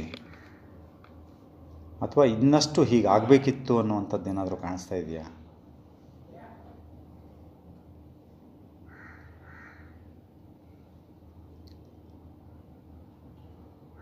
ಕುಟುಂಬದಲ್ಲಿನ ಬಾಂಧವ್ಯಗಳಲ್ಲಿ, ಶಿಕ್ಷಕ ಮಿತ್ರರಲ್ಲಿ, ನಿಮ್ಮ ಸಹೋದ್ಯೋಗಿಗಳಲ್ಲಿನ ಬಾಂಧವ್ಯಗಳಲ್ಲಿ,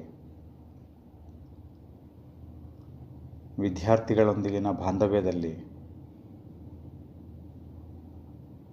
ನಿಮ್ಮ ಕರ್ತವ್ಯಶೀಲತೆಯಲ್ಲಿ,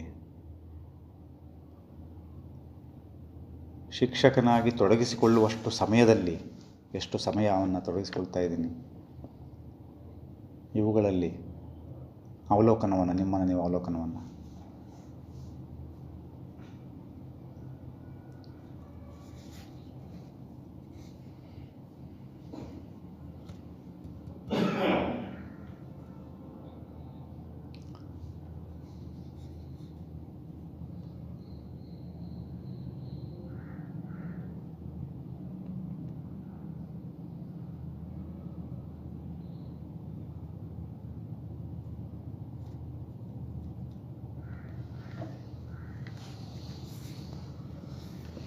ಕಣ್ಣು ಬಿಡ್ಬೋದು ನೀವು.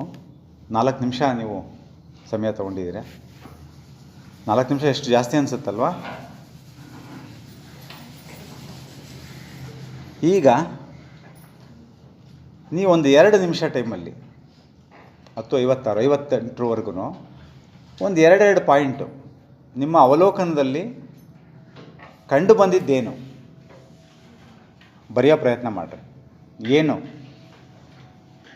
ಹೀಗಿರಬಾರ್ದಿತ್ತು ಅನ್ನೋದು ಯಾವುದಾದ್ರೂ ಇದೆಯಾ, ಅಥವಾ ಹೀಗಿರಬೇಕಿತ್ತು, ನಾನು ಇಂತಹ ಬದಲಾವಣೆಗಳು ನನ್ನಲ್ಲಿ ಅವಶ್ಯಕತೆ ಇದೆ. ಮಕ್ಕಳನ್ನು ಅರ್ಥ ಮಾಡಿಕೊಳ್ಳುವಂಥ ವಿಷಯ ಇರ್ಬೋದು, ಅವರ ಕಲಿಕೆಯನ್ನು ಪ್ರಭಾವಿಸುವಂಥ ವಿಷಯ ಇರ್ಬೋದು, ಶಿಕ್ಷಕ ಮಿತ್ರರೊಂದಿನ ಒಡನಾಟದ ವಿಷಯ ಇರ್ಬೋದು, ಕೌಟುಂಬಿಕದ ಮನಸ್ಸಿನೊಳಗೆ ಇಟ್ಕೊಳ್ರಿ. ನನಗೆ ಹೇಳೋದು ಬೇಡ, ನಿಮ್ಮ ಮನಸ್ಸಿನೊಳಗೆ ಇಟ್ಕೊಳ್ರಿ, ಅದನ್ನು ಬರೆಯೋದು ಬೇಡ. ಅದು ಬದಲಾವಣೆ ಅವಶ್ಯಕತೆ ಇದ್ದರೆ ಅದನ್ನು ಸಹ ಇನ್ನಷ್ಟು ನಾನು ಸಮಾಧಾನ ಚಿತ್ತವಾಗಿ ಸಹನಶೀಲವಾಗಿ ವರ್ತಿಸಬೇಕಿತ್ತು ಅಂತೇನಾದ್ರೂ ಅನಿಸಿದರೆ ಅದನ್ನು ನಿಮ್ಮ ಮನಸ್ಸಿನಲ್ಲಿ ದಾಖಲು ಮಾಡ್ಕೊಳ್ರಿ.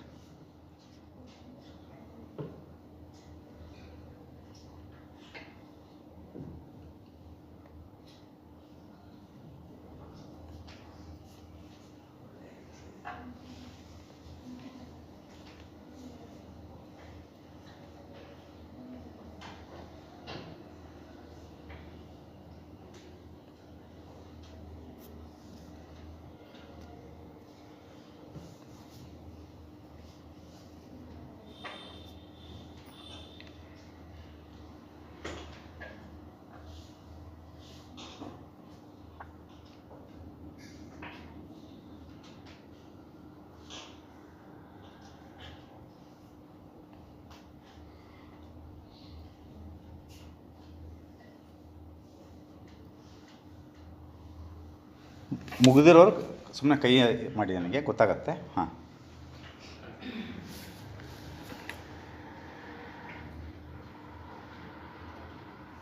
ಇನ್ನೊಂದು 30 ಸೆಕೆಂಡ್ ಒಳಗೆ ಮುಗಿಸ್ರಿ. another 30 seconds.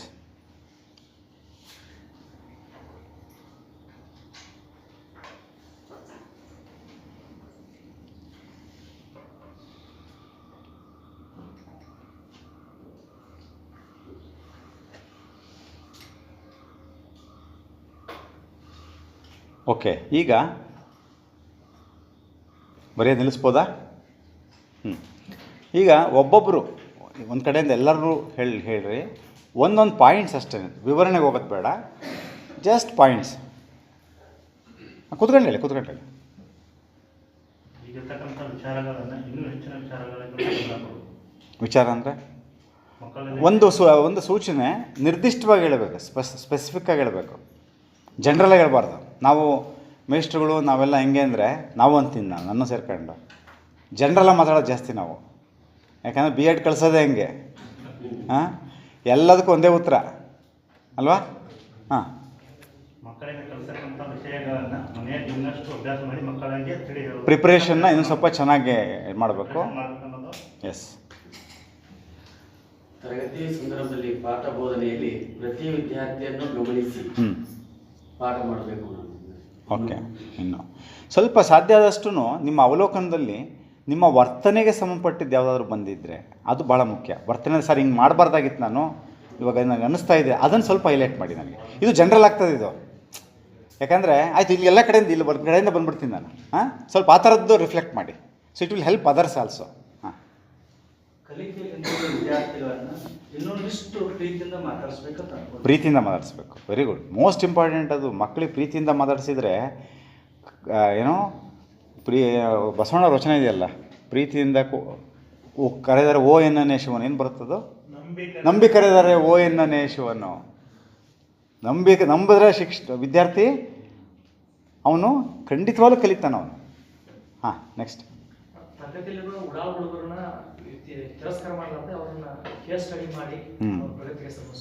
ಭಾಳ ಚೆನ್ನಾಗಿದೆ ನೋಡಿರಿ. ಅವರು ತುಂಬ ತುಂಟತನ ಅವ್ರು ಇದು ಮಾಡ್ತಾರೆ, ಅವ್ರನ್ನ ದ್ವೇಷ ಮಾಡ್ದಲೇ ಕೇಸ್ ಸ್ಟಡಿ ಮಾಡ್ಬೇಕು, ಯಾಕೆ ಅವ್ರಿಗೆ ಮಾಡ್ತಾರೆ ಏನು ಅನ್ನೋವಂಥದ್ದು. ಎಕ್ಸಲೆಂಟ್.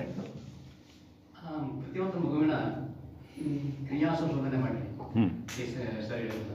ಅದನ್ನು ಮಾಡಿ ಅವನ ಹಿನ್ನೆಲೆಯನ್ನು ಸ್ಟಡಿ ಮಾಡಿ ಅವನು ಯಾತ್ರೊಳಗೆ ಇರ್ತಾನು, ಯಾಕೆ ಹಿಂಗೆ ಮಾಡ್ತಾನು, ಅವನು ಯಾಕೆ ಈ ಡ್ರಗ್ಸ್ ಅಡಿಕ್ಟ್ ಆಗ್ಯಾನು ಅಥವಾ ಓಕೆ ಎಸ್ ಅನ್ನೋದನ್ನ ನಾವು ಕಂಡು ಅವನ್ನ ಅದನ್ನು ಮಾಡಬೇಕು. ಸಾಧ್ಯ ಆದಷ್ಟು ನಾನು ನಿಮ್ಗೆ ಕೇಳಿದ್ದೇನು ಅಂದರೆ, ನಿಮ್ಮ ರಿಫ್ಲೆಕ್ಷನ್ ಹೆಂಗಿರಬೇಕು ಅಂದರೆ, ನೀವೇನೋ ಒಂದು ಸರ್ ಇಂಥದ್ದು ಮಾಡಬಾರ್ದಾಗಿತ್ತು, ನಾನು ಅವತ್ತು ಮೇಸ್ಟ್ರಿಗೆ ಅವ್ರಿಗೆ ನಮ್ಮ ಫ್ರೆಂಡ್ಗೆ ಅವತ್ತು ಹಿಂಗೆ ಬೈದ್ಬಿಟ್ಟೆ, ನಾನು ಹಂಗೆ ಆಗಬಾರ್ದು ಆ ಥರದ್ದು ಹೇಳ್ರಿ. ನೀವು ಹೆಂಗೆ ಗೊತ್ತು, ನಮಗೆ ಪ್ರಾಬ್ಲಮ್ ಏನು ಅಂದರೆ, ನಮ್ಮ ಮೇಸ್ಟ್ರುಗಳಿಗೆ ನಮಗೆಲ್ಲರಿಗೂ ಭಾಳ ಶೈಕ್ಷಣಿಕವಾಗಿ ಮಾತಾಡೋಕೆ ಹೋಗ್ತೀವಿ ನಾವು, ಸಹಜವಾಗಿ ಮಾತಾಡೋಕ್ಕೆ ಬರೋಲ್ಲ ನಮಗೆ. ಅದು ಬೇಡ್ರಿ ಅಂದರೆ ನಾವು ಹಂಗೆ ಮಾತಾಡೋಕೆ ಹೋಗ್ತೀವಿ ನಾವು. ಈ ಕಡೆಯಿಂದ ಒಂದು ಕಡೆಯಿಂದ ಬಂದ್ಬಿಡೋಣ, ಯಾಕಂದ್ರೆ ಯಾರೂ ಮಿಸ್ ಆಗಬಾರ್ದು ಅಂತ. ಹಾಂ ಅರ್ಥ ಆಯ್ತಲ್ಲ ನಾನು ಹೇಳಿದ್ದು?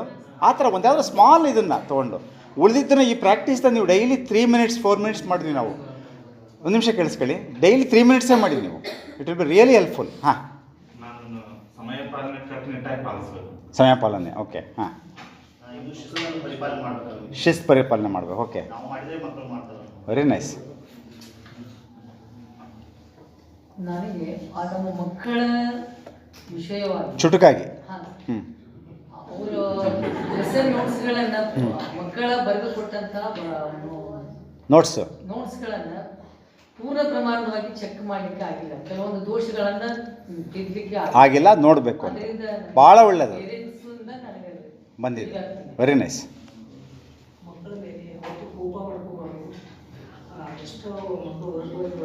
ನಿಮ್ಮ ರಿಫ್ಲೆಕ್ಷನಲ್ಲಿ ಬಂತ, ನೀವು ಸಿಟ್ಟು ಮಾಡ್ತಿರೋದು ಬಂತ ಏನಾದ್ರೂ? ಹಾಂ, very good. That is most important. ಹೊರಗಡೆಯಿಂದ ನಾವು ಹಿಂಗೆ ಮಾಡಬಾರ್ದಾಗಿತ್ತು ನಾನು ಅಂತ ಬಂದರೆ ಅದು ದಟ್ ಈಸ್ ರಿಫ್ಲೆಕ್ಷನ್ ಆಯ್ತು ನಿಮಗೆ ಅಂತ. Very good sir, very good. ಹಾಂ, ನಾನು ಕೆಲವೇ ಕ್ರೀಡೆಗಳನ್ನ ಶಾಲೆಯಲ್ಲಿ ಕಲಿಸ್ತಾ ಇದ್ದೀನಿ. ಇವಾಗ ಬೇರೆ ಬೇರೆ ಕ್ರೀಡೆಗಳನ್ನು ಇಂಟ್ರೊಡ್ಯೂಸ್ ಮಾಡಬೇಕು ಅಂತ. Very nice, very nice. ಹಾಂ, ಒಂದು ಮಗು ಕಲಿಕೆಯಲ್ಲಿ ತಾಳ್ಮೆಯನ್ನು ಕಳೆದುಕೊಂಡಾಗ ಆ ಮಗುವಿಗೆ ಯಾವ ರೀತಿಯಾಗಿ ನಾವು ಪರಿಹಾರವನ್ನು ಕಂಡುಕೊಳ್ಬೇಕು ಅಂತ ನಾವು ವೆರಿ ಗುಡ್, ವೆರಿ ಗುಡ್. ನಾವು ಪಾಠವಾದ ವಿಷಯಕ್ಕೆ ಸಂಬಂಧಪಟ್ಟಂತೆ ಬೇರೆ ಬೇರೆ ಬೇರೆ ಓದ್ತಿದ್ದೀವಿ. ಪ್ರೊಫೆಷನಲ್ ಆಗಿ ಇಂಪ್ರೂವ್ ಆಗೋದಕ್ಕೂ ಅಥವಾ ಇವು ಅಥವಾ ಪರ್ಸನಲ್ ಡೆವಲಪ್ಮೆಂಟ್ ಬೇರೆ ಪುಸ್ತಕ ಓದಬೇಕು ಅಂತ. Very good sir. ಅದೇ ಮಕ್ಕಳಲ್ಲಿ ಪಠ್ಯ ಮತ್ತು ಸಹಪಠ್ಯ ಚಟುವಟಿಕೆಗಳಿಗೆ ಸಂಬಂಧಪಟ್ಟ ಹಾಗೆ ಇನ್ನೂ ಹೆಚ್ಚಿನ ಚಟುವಟಿಕೆಗಳನ್ನ ಅವ್ರಿಗೆ ಮಾಡಿಸಿ ಅವರಿಂದ ಔಟ್ಪುಟ್ಟನ್ನು ಪಡ್ಕೋಬೇಕು. ಸೊ ಆ್ಯಕ್ಟಿವಿಟೀಸ್ ಮಾಡಿಸ್ಬೇಕು ಅಂತ. Very good. ಹಾಂ, ಸ್ವಲ್ಪ ತಾಳ್ಮೆ ಕೆಡ್ತಾ ಇದ್ದರೆ ಅನಿಸುತ್ತೆ. ಎಸ್, ನೋಡಿ, ಅದು is a starting point for change. ನಾನು ಹೇಳಿದೆ, ಯಾವಾಗ ಸ್ಟಾರ್ಟಿಂಗ್ ಪಾಯಿಂಟ್ ನನಗೆ ತಾಳ್ಮೆ ನನಗೆ ಕಮ್ಮಿ ಇದೆ ಅಂತ ಯಾವತ್ತು ನಿಮಗೆ ಗೊತ್ತಾಗುತ್ತೋ ಅದು ನಿಮಗೆ ಅವತ್ತಿಂದ ಶುರುವಾಗುತ್ತೆ ತಾಳ್ಮೆ ಬರಲಿಕ್ಕೆ. Very nice sir.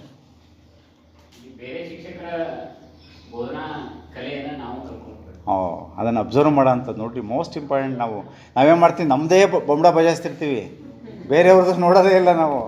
ಭಾಳ ಒಳ್ಳೆಯದು sir, thank you. Next sir, last 8ನೇ ತರಗತಿಗೆ 7 ವಿದ್ಯಾರ್ಥಿಗಳು ಎನ್ಎಂಎಸ್ ಪರೀಕ್ಷೆ ಕುಂತಿದ್ರು ಸರ್. ಅದರಲ್ಲಿ 2 ವಿದ್ಯಾರ್ಥಿಗಳು ಮಾತ್ರ ಪಾಸ್ ಆದರು. ನನಗೆ ಈಗ ಅನ್ಸುತ್ತೆ ಇನ್ನೊಂದು ಸ್ವಲ್ಪ ಚೆನ್ನಾಗಿ ಪಾಠ ಮಾಡಿದ್ರೆ ಅವರು ವಿದ್ಯಾರ್ಥಿಗಳು ಪಾಸ್ ಆಗ್ತಿದ್ರಿ. Very good. ಇನ್ನು ಸ್ವಲ್ಪ ಎಫರ್ಟ್ ಜಾಸ್ತಿ ಹಾಕ್ಬೇಕಾಗಿತ್ತು. Very good. ಬೇರೆಯವ್ರ ಕೆಲಸಗಳನ್ನು ಮನ್ನಣೆ ಕೊಡ್ಬೋ. ಹಾಂ, ನೋಡಿ, ಮೋಸ್ಟ್ ಇಂಪಾರ್ಟೆಂಟ್. ಬೇರೆಯವ್ರ ಕೆಲಸಕ್ಕೆ ಪ್ರಶಂಸೆ ಮಾಡೋದು ನಾವು ಅಪ್ರಿಷಿಯೇಟೇ ಮಾಡಲ್ಲ. ನಾವು ಮಾತ್ರ ನಮಗೆ ಮಾತ್ರ ಅಪ್ರಿಷಿಯೇಷನ್ ಬೇಕು. ಬೇರೆಯವ್ರಿಗೆ ನೀವು ಬೇರೆಯವ್ರಿಗೆ ಅಪ್ರಿಷಿಯೇಟ್ ಮಾಡ್ತಾ ಹೋಗ್ರಿ, ನಿಮ್ಮ ಲೈಫ್ ಭಾಳ ಚೇಂಜ್ ಆಗಿದೆ. ತುಂಬ ಚೆನ್ನಾಗಿ ಹೇಳಿದ್ರಿ ಸರ್. ನೆಕ್ಸ್ಟ್ ಹಾಂ, ಜನರಲ್ ಆಯ್ತು ಅದು. ನಾನು ಹೇಳಿದ್ದು ನೀವು ಹೇಳ್ತಿದ್ದೀರಾ, ನಿಮ್ದು ಏನು ಅಂತ ಹೇಳಬೇಕು, ನೀವೇನು ಬದಲಾವಣೆ ಆಗಬೇಕು ಅಂತ ಹೇಳಬೇಕು. ಯಾವುದದು? What is that? ಏನದು?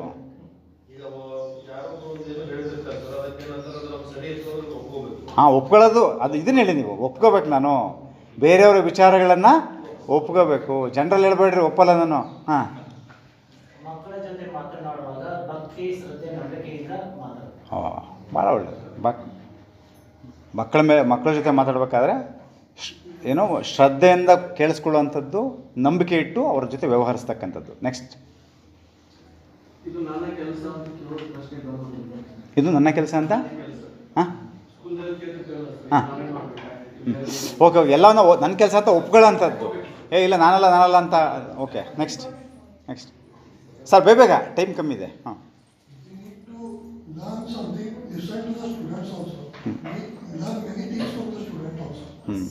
ಸೊ ಮಕ್ಕಳ ಜೊತೆಯಿಂದ ಕಲಿಯೋಂಥದ್ದು. ಸ್ಪೆಸಿಫಿಕ್ಕಾಗಿ ಬರ್ತಾ ಇಲ್ಲ.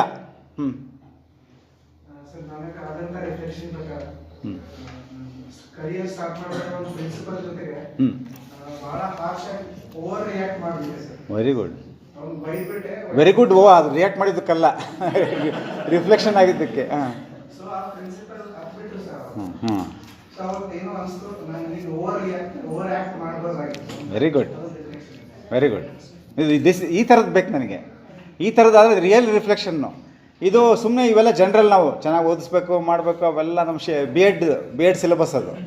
ಹಾಂ ನೆಕ್ಸ್ಟ್. ಹಾಂ ಸೆನ್ಸಿಟಿವ್. ಹಾಂ ಸೆನ್ಸಿಟಿವ್ ಹುಡುಗರ ಜೊತೆ ನಾವು ಅವ್ರ ಇಮೋಷನ್ ನೋಡ್ಕೊಂಡು ಅವ್ರ ಜೊತೆ ಆ ಥರ ಏನಾದರೂ ಆಗಿತ್ತಾ? ಆಗಿದೆ. Okay next. ಮುಖ್ಯವಾಗಿ ನಾವು ಸ್ವಾರ್ಥ ಮನೋಭಾವನೆ ಬಿಡಬೇಕು. Okay next. ಮಗುವನ್ನ ಯಾವುದೇ ಕ್ಷಣದಲ್ಲಿ ನಿರಾಸೆಗೊಳಿಸ್ತಾರೆ. ಅಂದರೆ ಎಕ್ಸಾಂಪಲು ನಾವೇನೋ ಮೀಟಿಂಗ್ ಹೋಗಿ ಟೀಚರ್ಸ್ ಅಥವಾ ಏನೋ ಬೇರೆ ಕೆಲಸ ಮಾಡಿ ಅವಾಗ ಮಗು ಬರ್ತಾನೆ ಸರ್ ಅಂತ ಯಾವ ರೀತಿ ನಾವು ತಪಸ್ ಕಳ್ಸ್ತಾರೆ. ಮಗು ಯಾವುದೇ ಕ್ಷಣದಲ್ಲಿ ಬಂದರೂ ನಾವು ಅವಾಗೆ ಸರಿಯಾಗಿ ರೆಸ್ಪಾನ್ಸ್ ಮಾಡ್ತೀವಿ. ಎಕ್ಸಲೆಂಟ್. ನಿಮ್ಗೇನಾದ್ರು ಆ ಥರ ಆಗಿತ್ತಾ? ಆಗಿದೆ. ಮೀಟಿಂಗ್ ಇದ್ದಾಗ ಯಾರೋ ಆಫೀಸರ್ ಬರ್ತಾರೆ, ಅವಾಗ ಮಕ್ಕಳು ಬರ್ತಿದ್ದಾರೆ. ಹ್ಞೂ ಅವಾಗ ಆಮೇಲೆ ಕಳಿಸ್ತೀವಿ. ಬರೋದಿಲ್ಲ ಅವ್ನು ಆಮೇಲೆ ಬರೋದಿಲ್ಲ ಅವರು. ಕರೆಕ್ಟ್. ಹಾಂ ನೆಕ್ಸ್ಟ್. ಒಂದು ನಿಮಿಷ ಕೇಳಿಸ್ಕೋಬೇಕು ಎಲ್ಲರೂ. ಸರ್ ಎಲ್ಲರದು ಕೇಳಿಸ್ಕೋಬೇಕು. ಹಾಂ ಪಾಠ ಬೋಧನೆಯಲ್ಲಿ ಹಾಂ ವಸ್ತುಗಳು ಅದನ್ನು ಬಳಸ್ಕೋಬೇಕು. Most important madam. ನನಗಿನ್ನೂ ಸಹನಶೀಲತೆಯ ಭಾವನೆ ಅವಶ್ಯಕತೆ ಇದೆ. ಕರೆಕ್ಟ್. ಲಘು ಸಿಟ್ಟು ಬಂದ್ಬಿಟ್ಟು ಬರುತ್ತೆ. ಸ್ವಲ್ಪ ನಿಧಾನಕ್ಕೆ ಬಂತ ಹೇಳ್ಬೇಕು ಅದಕ್ಕೆ. ಆಯಿತು. ಹಾಂ ನಾನು ಮಾಡಿರೋ ತಪ್ಪಂದ್ರೆ ಸರ್ ಇಂಗ್ಲೀಷ್ ಅಷ್ಟು ನನಗೆ ಹೇಳಲಿಕ್ಕೆ ಆಗ್ತಿರ್ಲಿಲ್ಲ. ಮಕ್ಕಳು ಜಾಸ್ತಿ ಇದ್ದರು, ಹೀಗಾಗಿ ಅವರಿಗೆ ಅಲ್ಲಿ ಹೇಳೋದು ಅವರಿಗೆ ಸ್ವಲ್ಪ ನನಗೆ ಆಗಿಲ್ಲ. ಅಂದರೆ ಮೊದಲೇ ಇರಲಿಲ್ಲ ರೀ ಏನು ಫೆಸಿಲಿಟಿ. ಈಗಾದ್ರೆ ಎಲ್ಲ ಸರ್ಚ್ ಮಾಡಿ ಹೇಳ್ಬೋದು. ಈಗ ಹೇಳ್ತೀನಿ ಅನ್ನೋದು ಆದರೆ ಅದೊಂದು ಸ್ವಲ್ಪ ಅದಕ್ಕೆ ಬರುತ್ತೆ. ಆದರೆ ಅವ್ರು ಹುಡುಗರು ಹೇಳ್ತಿರ್ತೀನಿ ನಾ ಹಿಂಗೆ ಮಾಡ್ದಪ್ಪ ನಿಮಗಂತ. ಈಗ ದೊಡ್ಡವ್ರು ಇದ್ದಾರೆ ಅವ್ರೆ, ಅದಕ್ಕಿಲ್ಲ ಅವಾಗ ಏನಿರಲಿಲ್ಲ ಅಷ್ಟೇ ನೀವು ಬೋಧನೆ ಮಾಡಿರಿ ಅಂತ. ಅದು ಅಳಕದ ಈಗೋ ಅವ್ರಿಗೆ ಓಕೆ ಜಂಗಲ್ದಾಗಿದ್ದೆ ನಾನು. ಹೀಗಾಗಿ ಸ್ವಲ್ಪ ಅದೊಂದು ಅನಿಸಿದೆ. ಈಗೋ ಸರ್ ಬೋಧನೆಯಲ್ಲಿ ತಂತ್ರಜ್ಞಾನದ್ದು ಅಳವಡಿಕೆ ಬಹಳ ಇದೆ ಸರ್. ಅದನ್ನ ನಾನು ಇನ್ನೂ ಅಪ್ಡೇಟ್ ಮಾಡ್ಕೊಂಡಿಲ್ಲ, ಬೇಕಾದಷ್ಟು ಪ್ರಮಾಣದಲ್ಲಿ ಮಾಡಬೇಕು ಅಂತ ಅನ್ಸಿದೆ. Very nice madam. ಕೆಲವೊಂದ್ಸಲ ಮಗು ಬರೆಯಕ್ಕೆ ಕೊಟ್ಟಿರ್ತೀವಿ ನಾವು, ಒಂದೊಂದು ಮಗು ಬೇಗ ಬರ್ಕೊಂಡು ಬಂದು ತೋರಿಸುತ್ತೆ, ಒಂದೊಂದು ಮಗು ಬರೆಯೋದೇ ಇಲ್ಲ. ನಮಗೆ ಬೆಲಾಗ್ಬಿಡುತ್ತೆ. ಆಗ ಬಂದು ತೋರಿಸುತ್ತೆ, ಆಮೇಲೆ ನೋಡ್ತೀರಿ ತಗೊಂಡು ಹೋಗು ಅಂತ ಹೇಳ್ಬಿಡ್ತೀವಿ. ಅದು ಸ್ವಲ್ಪ ನಾನು ಮಾಡ್ತಾ ಇರೋದು ಅದು ನೋಡಬೇಕು ಅಂತ. Very good madam. ನನಗೆ ತುಂಬ ಸಿಟ್ಟು ಜಾಸ್ತಿ. ಅದು ಇವ್ರು ಹಿಂದೆ ಇದಿರಲ್ಲ ಅದಕ್ಕೆ. ನಿಜವಾಗ್ಲೂ ನಮ್ಮ ಫೀಲ್ಡಲ್ಲಿ ಬರೋದಾದ ಹೌದು ದೈಹಿಕ ಶಿಕ್ಷಕರಾಗಿ ಹಾಂ ಇನ್ನೂ ಒಂದು ಸಮಸ್ಯೆ ಏನಂತಂದ್ರೆ ಮಕ್ಕಳಿಗೆ ಫಿಸಿಕಲ್ ಆಕ್ಟಿವಿಟೀಸ್ ಇನ್ನೂ ಬರ್ತಾನೆ ಇಲ್ಲ. ಜಂಪ್ ಮಾಡಕ್ಕೆ ಬರ್ತಾ ಇಲ್ಲ, ಸ್ಕಿಪ್ಪಿಂಗ್ ಮಾಡಕ್ ಬರ್ತಾ ಇಲ್ಲ. ಸಿಟ್ಟು ಕಮ್ಮಿ ಮಾಡ್ಕೋಬೇಕು. ನಾನ್ ಸಿಟ್ಟು ಕಡಿಮೆ ಮಾಡ್ಕೊಂಡು ಅವ್ರಿಗೆ ನೀವು ಜಾಸ್ತಿ ಹೇಳಿ ನಮಗೆ ಸಿಟ್ಟು ತರಿಸ್ಬಿಟ್ರಿ ಇವಾಗ. ಫಂಡಮೆಂಟಲ್ ಸ್ಕಿಲ್ಸ್ ಏನಿದೆ ಅದನ್ನಾದ್ರೂ ಮಾಡೋದಕ್ಕೆ ಪ್ರಚೋದನೆ. Yes madam, thank you. Sir ನಂದೊಂದು ಏನಂತಂದ್ರೆ ತಾಳ್ಮೆ ಸ್ವಲ್ಪ ಕಡಿಮೆ, ಸ್ವಲ್ಪ ಆತುರದ ನಿರ್ಧಾರ ರೀ. ಮತ್ತು ಇನ್ನೊಂದೇನು ಸ್ಟ್ರೇಟ್ ಫಾರ್ವರ್ಡ್. ಸರ್ ಸ್ವಲ್ಪ ಕೇಳಿಸ್ಕೊಳ್ಳಿ ಸರ್. ಹಾಂ ಸ್ಟ್ರೇಟ್ ಫಾರ್ವರ್ಡ್. ಈಗ ಒಬ್ಬರು ಹೊಸ ಸರ್ ಬಂದಿದ್ದರು, GPT ನಮ್ಗಿಂತ ಜೂನಿಯರ್ ಬಂದರು. ಅವ್ರು ಏನೋ ಸ್ವಲ್ಪ ಹೆಚ್ಚು ಟೈಮ್ ತೊಗೊಂಡ್ರು ಪ್ರೇಯರ್ ಆದ್ಮೇಲೆ. ಅದು ನಂಗೆ ಸಹನ ಆಗಲಿ. ಅದು ಒಂದು ನೋಡಿ. ಮುಂಚೆ ಅವ್ರು ಬಂದಿದ್ದೆ ಸಿಟ್ಟಿತ್ತು ನಿಮಗೆ?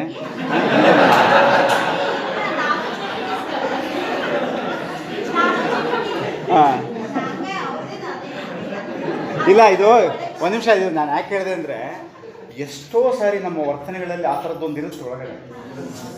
ಅದು ನೋಡಿ, ನಾನು ಇವರು GPT ಕಾಂಪಿಟೇಟಿವ್ ಅಲ್ಲಲ್ಲ ಇರಲಿಕ್ಕೂ ಸಾಕು. ನಮ್ಮ ಎಷ್ಟೋ ಆ್ಯಕ್ಷನ್ಸ್ಗೆ ಅನ್ಕಾನ್ಷಿಯಸ್ ಒಳಗಡೆ ಇಂದ ತಕ್ಷಣ ಬಂದ್ಬಿಡುತ್ತೆ. ಅದು ಆ ಥರದ ಸಾಧ್ಯತೆಗಳು ಇರ್ತವೆ. ನಿಮ್ಮ ಇದರಲ್ಲಿ ಆಗಿಲ್ಲದೆ ಇರ್ಬೋದು. Okay next. ಆಮೇಲೆ ಅವಾಗ 1-2-3 ಸಲ ಹಾಗೆ ಅವ್ರ ವ್ಯಕ್ತಿತ್ವನ ಹಂಗ ಇದೆ ನೋಡಿ. ನನಗೆ ಸಿಟ್ಟು ಬರ್ತದೆ. ನಾ ಸ್ಟ್ರೇಟ್ ಆಗಿನ ಹೇಳ್ಬಿಡ್ತೇನೆ, ಮುಂದಿನ ಕೆಲಸ ಇರ್ತಾವ ನಮಗ ಇದೇನು ಯಾಕ್ರಿ ಮೇಡಮ್ ನಾನು ಒಬ್ರು ಸರ್ ಅದೀನಿ, ನೀವ್ಯಾಕೆ ಹಿಂಗೆ ಹೇಳಿದ್ರಿ ಅಂತ ನನಗೆ ಅನ್ಸಿದ್ದವ್ರಿಗೆ ನಾ ಹರ್ಟ್ ಮಾಡಿದ್ವಿ. ಸಂಜೆಗೆ ಹೋಗಿ ನಂಗೆ ಕೆಟ್ಟ ಅನ್ಸಿತ್ತು. ಹೊಸವಾಗಿ ಬಂದಿದ್ರೆ ನಮ್ಗೆ ಅವಕಾಶ ಕೊಟ್ಟಿಲ್ಲ ನಮ್ಮ ಸೀನಿಯರ್ಸ್, ನಾ ಕೊಡಬೇಕಾಗಿತ್ತು ಅವರಿಗೆ. ಮರ್ದಿವ್ಸ ಹೋಗಿ ನಾನು ಮಾತಾಡ್ಸಿದ್ದೆ ಅವ್ರಿಗೆ ನಂದು ಅದೇ ಆಟಿಟ್ಯೂಡ್ ಅವ್ರಿಗೆ ಇಷ್ಟ ಆಯ್ತು. ಈಗ ಅವ್ರು ನನ್ನ ಹಂಗೆ ಸಮರ್ಥನೆ ಮಾಡ್ಕೋತಾರೆ ಇನ್ನೊಬ್ರು ಮುಂದೆ. ಆ ಟೀಚರ್ ಹಂಗೆ ಇಲ್ರಿ ಬೈತಾರ ಬಂದವ್ರ ಮಾತಾಡ್ತಾರೆ.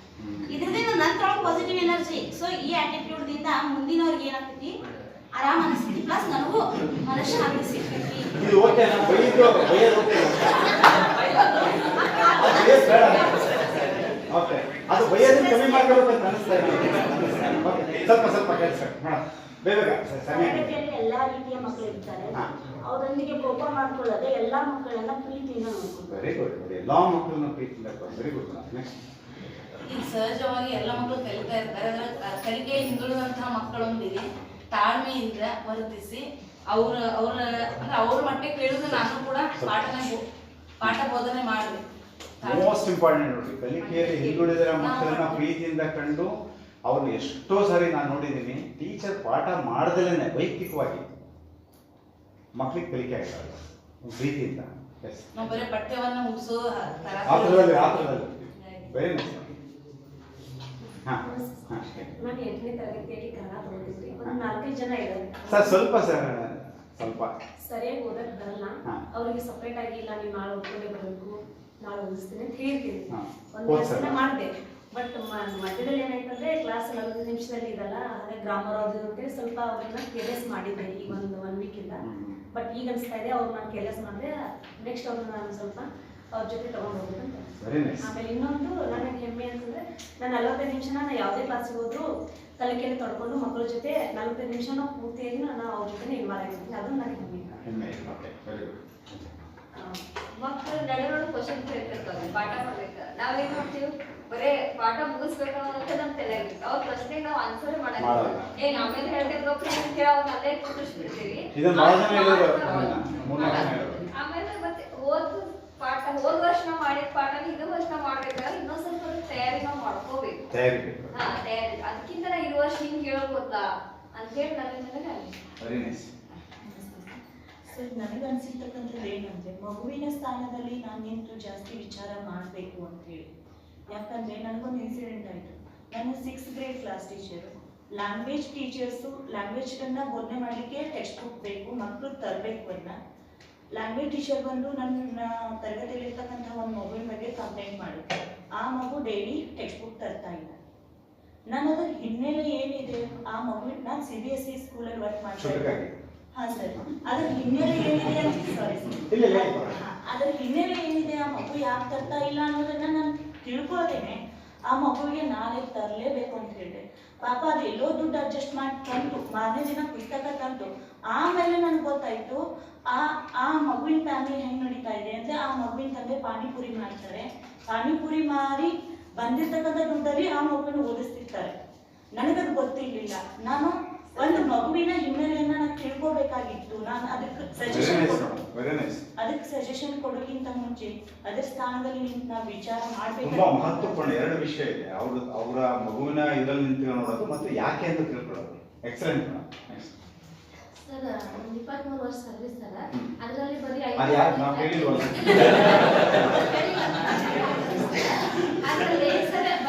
ಯಾಕೆ ಹೇಳಿದೆ ಅಂದ್ರೆ ಒಂದು ನಿಮಿಷ ಅದಕ್ಕೊಂದು ಹೇಳ್ತೀನಿ. ಇದನ್ನ ಜಾಸ್ತಿ ಕ್ಯಾರಿ ಮಾಡಬಾರ್ದು ನಾವು. ಏನೋ 30 ವರ್ಷ ಸೆಕೆಂಡ್ ಯಾಕಲ್ಲ ಹಿಂದಿರಕ್ಕಲ್ಲ, ಅದು ಜಾಸ್ತಿ ಕ್ಯಾರಿ ಮಾಡಿದಷ್ಟು ನಮ್ಮ ಕಲಿಕೆ ಕಮ್ಮಿ ಆಗುತ್ತೆ. ನಾವು ನಮ್ಮ ಫ್ರೆಂಡ್ಸ್ ಕೂಡ ಹೇಳ್ತೇವೆ, ನಾನು 30 ವರ್ಷ ಸರ್ವಿಸು, ಕಲಿಯೋದು ಕಮ್ಮಿ ಆಗ್ಬಿಡುತ್ತೆ. ನಿಮ್ಗಲ್ಲ ಸರ್, ದೊಡ್ಡ ಕ್ಲಾಸಿಗೆ ಕಲಿಸ್ತಿದ್ದೆ ಸರ್. ಈಗ ಒಮ್ಮೆ ನಾನು ಹೋದ ವರ್ಷ ಇಂಗ್ಲಿಷ್ ಮೀಡಿಯಂ ಸ್ಟಾರ್ಟ್ ಮಾಡಿದ್ರೆ 1ನೇ 2ನೇ ಕೊಟ್ಬಿಟ್ರು ಸರ್. ಅಲ್ಲಿ ದೊಡ್ಡ ಕ್ಲಾಸ್ ಮಕ್ಳಿಗೆ ಕಲ್ಸ್ಕೊಂತಿದ್ದೀವಲ್ರಿ, ಅಷ್ಟೇ ಇದ್ರೊಳಗೆ ಏನು ಅನ್ಸ್ಲಿಲ್ಲ ಸರ್. ಇಲ್ಲಿ ಒಮ್ಮೆ ಬರೋಣ ಇಲ್ಲಿ ಚಾಲೆಂಜಿಂಗ್ ಅಂದ್ರೆ ನಾನು ಅವರಲ್ಲಿ ನಾನು ಸಣ್ಣ ಹುಡುಗಿಯಾಗಿ ನಲಿಕೇರಿ ಮಾಡ್ತೀರಾ ಇವಾಗ? ನಲಿಕೇರಿ ಇಲ್ಲ, ಇಂಗ್ಲಿಷ್ ಮೀಡಿಯಂ 1ನೇ 2ನೇ ಕ್ಲಾಸ್ ಮಕ್ಕಳಿಗೆ ನಾನು ಕಲಿಸ್ಬೇಕಲ್ಲ ಸರ್. ಅದು ನನಗೆ ಸ್ವಲ್ಪ ಇನ್ನೂ ಅಡ್ಜಸ್ಟ್ ಆಗ್ತಾ ಇಲ್ಲ. ಅದು ನಾವು ಮಾಡ್ಕೋಬೇಕು ಸರ್. ಅದು ನಂಗೆ ಸ್ವಲ್ಪ ಇದು ಆಗ್ತಿದೆ. ಸಮಯ ಮುಗಿತು, ಬೇಗ ಥ್ಯಾಂಕ್ ಯು ಸರ್. ಇನ್ನೊಂದು 5 ನಿಮಿಷದಲ್ಲಿ ಎಲ್ಲ ಮುಗಿಸ್ಬೇಕು. ಸಬ್ಜೆಕ್ಟ್ ಇಂಗ್ಲಿಷ್ ರೀ. ಒಂದು 7-8 ಜನ ಅದಾರ್ರಿ. ಎಷ್ಟು ಹೇಳಿದ್ರು ಒಟ್ಟ ವರ್ಕ್ ಸರಿಯಾಗಿ ಮಾಡ್ತಾರೆ. ಬೇಸಿಕ್ ನಾಲೆಜ್ನು ಅವ್ರಿಗೆ ನಾ 1 ತಿಂಗಳಿಂದ ABCD ಕಲ್ಸಾತೇನೆ, ಆದ್ರೂ ಇಂಪ್ರೂವ್ ಆಗಲಿಲ್ಲ. ಸೊ ನಾ ಏನ್ ಮಾಡಿ ಅಂದ್ರೆ ಅವ್ರ ಪೇರೆಂಟ್ಸಿಗೆ ಕಾಲ್ ಮಾಡಿ ಅಂದ್ರೆ ಫೀಡ್ಬ್ಯಾಕ್ ತಗೊಂಡು ನೀವೇನ್ ಮಾಡಿದ್ರಿ ಬೇಡ, ನನಗೆ ನಿಮಗೆ ರಿಫ್ಲೆಕ್ಷನ್ ಆಗಿರಬೇಕು. ಫೀಡ್ಬ್ಯಾಕ್ ತಗೊಂಡು ಪೇರೆಂಟ್ಸ್ ಇಬ್ರು ವರ್ಕ್ ಮಾಡ್ತಾರ್ರಿ. ಸೊ ಅವ್ರಿಗೆ ಸಮಯ ಕೊಡಕ್ ಟೈಮ್ ಇಲ್ಲ. ನಾ ಏನ್ ಹೊಸ ಐಡಿಯಾ ಮಾಡ್ಬೇಕು ಅವ್ರ ಸಲುವಾಗಿ ಏನ್ ಅಂತ ಯೋಚ್ನೆ ತಗೊಂಡ್ ಬಂದ್ ಅವ್ರನ್ನ ಕಲಿಸ್ಬೇಕು ಅನ್ನೋದು ವಿಚಾರ ಚಿಂತನೆ ಮಾಡ್ಕೊಂಡು ಕೋಪ ನಮ್ಗೆ ಜಾಸ್ತಿ ಐತಿ ಅದನ್ನ ಸ್ವಲ್ಪ ಕಡಿಮೆ ಮಾಡ್ಕೋಬೇಕು ವೆರಿ ಗುಡ್ ಅವ್ರಿಗೆ ಸಮಯ ಕೊಡ್ಬೇಕಂತ ಸರ್ ಹಿಂದೆ ಹೇಳಬೇಕು ನಾನೇ ಮುಂದೆ ಕೂತ್ಕೊಂಡ್ಬಿಡ್ತೀನಿ ಹಾಂ ದೊಡ್ಡ ಕ್ಲಾಸ್ ಕಲ್ಸೋಕ್ಕಿಂತ ಚಿಕ್ಕ ಮಕ್ಕಳಿಗೆ ಕಲ್ಸೋದು ಭಾಳ ರಿಸ್ಕ್ ಐತ್ರಿ ಸರ್. ಈ 5th ದಿಂದ ಏನೈತಿ ಅವಕ್ಕೆಲ್ಲ ಬುದ್ಧಿಮಟ್ಟ ಸ್ವಲ್ಪ ಚುಟುಕಾಗಿ ನಿಮ್ಗೆ ಏನು ರಿಫ್ಲೆಕ್ಷನ್ ಆಯ್ತು ಅದ ಬುದ್ಧಿಮಟ್ಟ ಜಾಸ್ತಿ ಇರ್ತೈತ್ರಿ ಅವ್ರು ಕಲ್ಕೋತಾರೆ.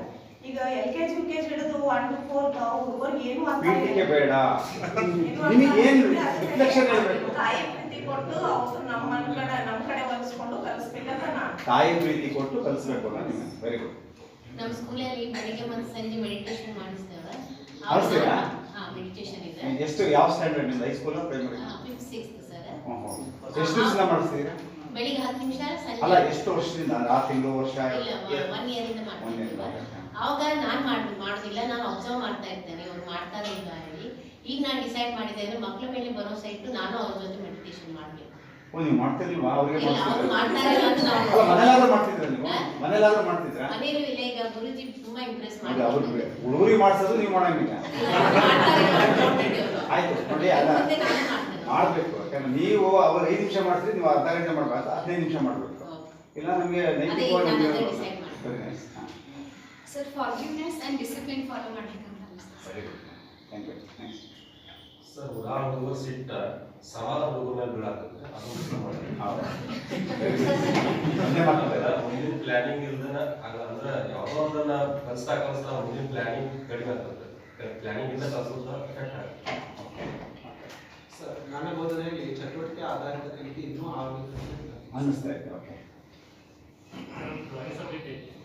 ನಾನು ಡ್ರಾಯಿಂಗ್ ಮಾಡ್ತೇನೆ ಮತ್ತು ಒಂದು ಹುಡುಗರು ಮಾಡ್ತಾರೆ ಒಂದು ಹುಡುಗರು ಮಾಡಕ್ಕೆ ಬರಂಗಿಲ್ಲ ಹುಡುಗರು ಬರ್ತಾರೆ ಆಮೇಲೆ ಸರ್ ಮಾಡ್ಕೊಡ್ರಿ ಡ್ರಾಯಿಂಗ್ ನಾನು ಇನ್ನೂ ಮಾಡ್ತೀನಿ ಸರ್ ಸ್ವಲ್ಪ ಮಾಡ್ಕೊಡ್ರಿ ಅಂತ ಕೇಳ್ತಾರೆ ಇಲ್ಲ ಅಂತ ವೆರಿ ಗುಡ್ ನಾನು ವಿದ್ಯಾರ್ಥಿಗಳು ತಪ್ಪು ಮಾಡಿದ್ದಾರೆ ಅವರು ತಪ್ಪು ಮಾಡಿದ್ದ ಪಾಲಕರು ಕರ್ಕೊಂಬ ಅಂತ ಹೇಳಿದ್ದೆ ಅವ್ರಿಗೆ ಕರ್ಕೊಂಬರ್ಲಿಲ್ಲ ಅದಕ್ಕೋಸ್ಕರವಾಗಿ ಕ್ಲಾಸಿನ ಟೀಚಿಂಗ್ ಮಾಡ್ಲಿಕ್ಕೆ ಹೋಗ್ಲಿ ಅಷ್ಟು ಸಿಟ್ಟು ಬಂತು ನಿಮಗೆ ಅದೇ ನಾ ಇವಾಗ ವಿಚಾರ ಮಾಡಿದೆ ಅವರ ಪಾಲಕರಿಗೆ ನಾನೇ ಕಾಲ್ ಮಾಡಿಬಿಟ್ಟು ಮಾ ಅಂತ ಹೇಳಿದ್ರೆ ಒಳ್ಳೇದಾಗಿತ್ತು ಅದರಿಂದ ಉಳಿದ ವಿದ್ಯಾರ್ಥಿಗೆ ಅಷ್ಟೊಂದು ಸಿಟ್ಟು ಬಂದು ಒಂದು ವಿದ್ಯಾರ್ಥಿಗೆ ಎಲ್ಲ ಮಾಡ್ತಾರೆ ನಮಗೊಬ್ರು ಮಾಸ್ಟರ್ ಇದ್ರು ಒಬ್ಬನು ತಪ್ಪು ಮಾಡಿದ್ರೆ ಎಲ್ಲರೂ ಅಲ್ಲೇನಿಲ್ಲ ಹೊಡೆಯೋದು ಆ ಥರ ಆಯ್ತಿಲ್ಲ ನಮ್ಮ ಅರಿವಿನಲ್ಲಿ ನಾವಿರ್ಬೇಕು ನಮ್ಮ ಅರಿವಿನ ನಾವಿರ್ಬೇಕು ನಾನು ಪಾಠ ಮಾಡಿದ್ದು ಹೇಳ್ಬೇಡ್ರಿ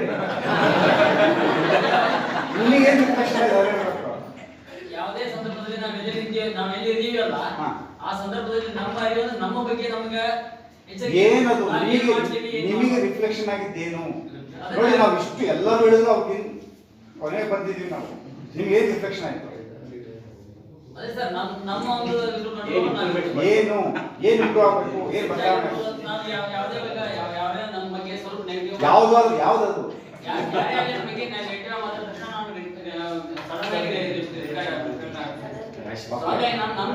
ರ್ಯಾಶ್ ಆಗ್ತಿದ್ದೀರಾ ಆಯ್ತು ನೀವು ಸರಿಯಾಗಿ ಮಾಡ್ಕೊಂಡಿಲ್ಲ ಅನ್ನೋ ಗೊತ್ತಿಲ್ಲ ನನಗೆ ಹೇಳಕ್ ಬರ್ತೀನಿ ಈ ಜಗತ್ತಿನಾಗ ಅಂದ್ರೆ ಸವರ್ಣ ಕ್ರಿಯೆ ಅಂದ್ರೆ ಒಂದು ಅತಿ ಇಂಪಾರ್ಟೆಂಟ್ ವರ್ಡ್ ಅಂದ್ರೆ ಭೂಮ್ ಇದನ್ನೊಂದು ಕಲ್ಕೊಂಡ್ರೆ ಇಡೀ ಜಗತ್ತಿನಾಗ ಇಲ್ಲ ಅದು ಬೇಡ ನನಗೆ ನಾನು ಇಲ್ಲ ಸರ್ ನೀವು ಕೇಳಿಸ್ಕೊಂಡ್ರಿ ಸರ್ ನೋಡ್ರಿ ನಾನು ನಿಮಗೆ ಏನು ನನಗೆ ನೆಕ್ಸ್ಟ್ ಕ್ಲಾಸ್ಗೆ ನಿಮಗೆ ಟಾಪಿಕ್ ಕೇಳಿಲ್ಲ ನಾನು ನಿಮಗೆ ಏನು ರಿಫ್ಲೆಕ್ಷನ್ ಆಯ್ತು ಕ್ಲಾಸ್ನಾಗ ಸವರ್ಣ ಕ್ರಿಯೆ ಸರಿಯಾಗಿ ಸವರ್ಣ ಕ್ರಿಯೆ ವಿದ್ಯಾರ್ಥಿಗಳಿಗೆ ಅವ್ರು ಹೇಳಿದ ಹೂ ಅನ್ಬೇಕು ಅಂತಾನ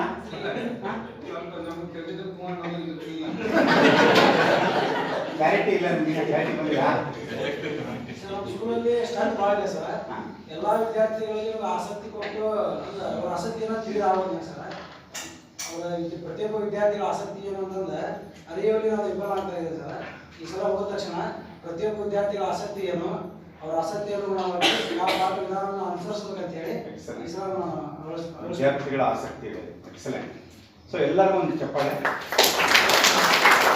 ನೀವು ಒಂದು ನಿಮಿಷ ಕೇಳಿಸ್ರೆ ಎಲ್ಲರೂ ಎಕ್ಸಲೆಂಟ್ ಆಗಿ ಒಂದು ಇಬ್ಬರು ಮೂವರಿಗೆ ಪ್ರೋಸೆಸ್ ಅರ್ಥ ಆಗಲಿಲ್ವೋ ಅದು ನನಗೇನು ಗೊತ್ತಾಗಲಿಲ್ಲ ನಮಗೆ ಕಮ್ಯುನಿಕೇಶನ್ ಆಗಲಿಲ್ವೋ ಅವ್ರಿಗೆ ಗೊತ್ತಾಗಲಿಲ್ಲ ಎಷ್ಟೋ ಸರಿ ನಮಗೆ ಸ್ಪಷ್ಟತೆ ಇಲ್ಲದೆ ಹೋದಾಗ ವಿಷಯದಲ್ಲಿ ನಾವು ಏನೇನೋ ಹೇಳಲಿಕ್ಕೆ ಶುರು ಮಾಡ್ತೀವಿ ನಾವು.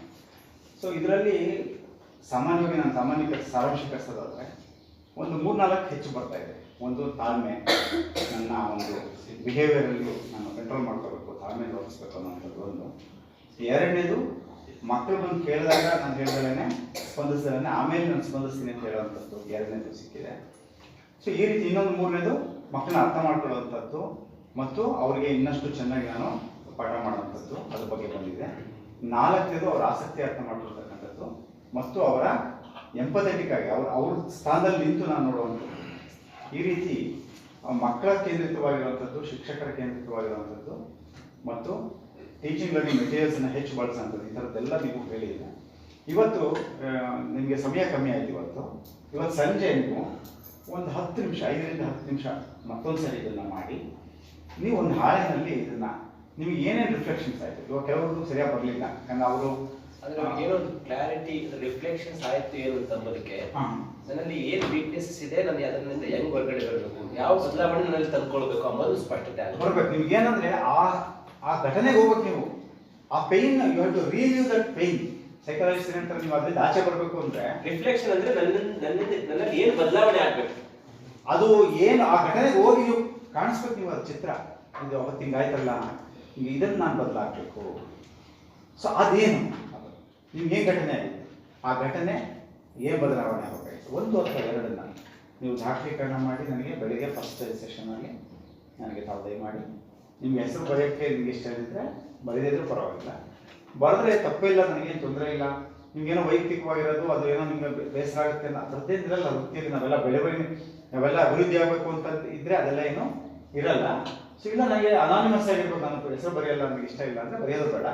ಪ್ರತಿಯೊಬ್ಬರೂ ಈ ಪ್ರೋಸೆಸ್ಸನ್ನು ಮಾಡಿ ಮತ್ತು ಪ್ರತಿ ದಿವಸನೂ ಸಹ ಒಂದು 5ರಿಂದ 10 ನಿಮಿಷ ಬೇಡ, 4 ನಿಮಿಷ ಸುಮ್ಮನೆ ಕಾಮನ್ ಕೂತು ಅದು ಎರಡಕ್ಕೂ ಅಪ್ಲೈ ಆಗುತ್ತೆ. ಆ್ಯಸ್ ಎ ಇಂಡಿವಿಜುವಲ್, ಒಬ್ಬ ವ್ಯಕ್ತಿಯಾಗಿ, ಒಬ್ಬ ಮಾನವನಾಗಿ, ಒಬ್ಬ ಪ್ರಜೆಯಾಗಿ ನನ್ನ ವರ್ತನೆಗಳೇನು, ನನ್ನ ವಿಚಾರಗಳೇನು, ನನ್ನ ಆಲೋಚನೆಗಳೇನು ಅನ್ನುವಂಥದ್ದನ್ನ ಅವಲೋಕನ ಮಾಡ್ಕೊಳ್ತಕ್ಕಂಥದ್ದು ಒಂದು. 2ನೇದು, ಶಿಕ್ಷಕನಾಗಿ ನನ್ನ ನೀತಿಗಳು, ಸಾಮರ್ಥ್ಯಗಳು, ವರ್ತನೆಗಳು, ವಿಚಾರಗಳು, ಕರ್ತವ್ಯಶೀಲತೆ ಮತ್ತು ಇವೆಲ್ಲವುಗಳ ಬಗ್ಗೆ ಸಹ ಬೆಳಕು ಚೆಲ್ತಕ್ಕಂಥದ್ದು. ನಾನು ಹೇಗೆ ಬದಲಾಗಬೇಕು, ಎಲ್ಲೆಲ್ಲಿ ನಂದು ತೊಂದರೆ ಆಯಿತು ಆ ದಿನ, ಒಂದು ದಿವಸ ಮಾಡ್ಕೊಳಕ್ಕಾಗಲ್ಲ, ಇನ್ನೊಂದು ದಿವಸ ಅದನ್ನು ಒಂದು 2 days 3 days ಒಂದು ಸಾಧನ ಸಾಧ್ಯದಷ್ಟು ಒಂದು ಡೈಲಿ ಬೇಸಿಸಲ್ಲಿ ಒಂದು 3 minutes ಟೈಮ್ ಕೊಟ್ಟು ಒಂದು ಬುಕ್ಕಲ್ಲಿ ಅದನ್ನು ಬರಿತಾ ಹೋಗಿ ಒಂದು ಸ್ವಲ್ಪ ದಿವಸ ಬಿಟ್ಟು ನೋಡ್ರಿ, ನಿಮ್ಮಲ್ಲಿ ಎಷ್ಟು ಬದಲಾವಣೆ, ನಿಮ್ಮ ಗ್ರೋತ್ ನಿಮಗೆ ಕಾಣಿಸುತ್ತೆ. ಯಾಕೆಂದರೆ ಸಾಧ್ಯ ಆದಷ್ಟು ನಾವೆಲ್ಲರೂ ಏನಂದರೆ ಶಿಕ್ಷಕರಾಗಿರೋಂಥವ್ರು ಬೇರೆಯವ್ರಿಗಾಗಿ ಬೋಧನೆ ಮಾಡೋದ್ರಲ್ಲಿ ಹೆಚ್ಚು, ಮಕ್ಕಳಿಗೆ ತಿಳಿ ಹೇಳೋದ್ರಲ್ಲಿ ಅವರಲ್ಲಿ ಜ್ಞಾನ ಕೊಡೋದ್ರಲ್ಲಿ ಇರ್ತೀವಿ. ನಮಗೆ ನಾವು ಜ್ಞಾನ ಕೊಟ್ಕೊಳ್ಳೋಕ್ಕೆ ಹೋಗಲ್ಲ, ನಮಗೆ ನಾವು ತಿಳುವಳಿಕೆ ಹೇಳ್ಕೊಳ್ಳಿಕ್ಕೆ ಹೋಗಲ್ಲ. ಅದಕ್ಕೆ ಇದೊಂದು ವೇದಿಕೆ ಆಗುತ್ತೆ ಅಂತ ನಾನು ತೋರಿಸ್ತೀನಿ. ನಾಳೆ ನಿಮ್ಮಿಂದ ಎಕ್ಸ್ಪೆಕ್ಟ್ ಮಾಡ್ತೀನಿ ಒಂದು ಪೇಜ್. ಅದು ಆಗ್ಬೋದಲ್ಲ?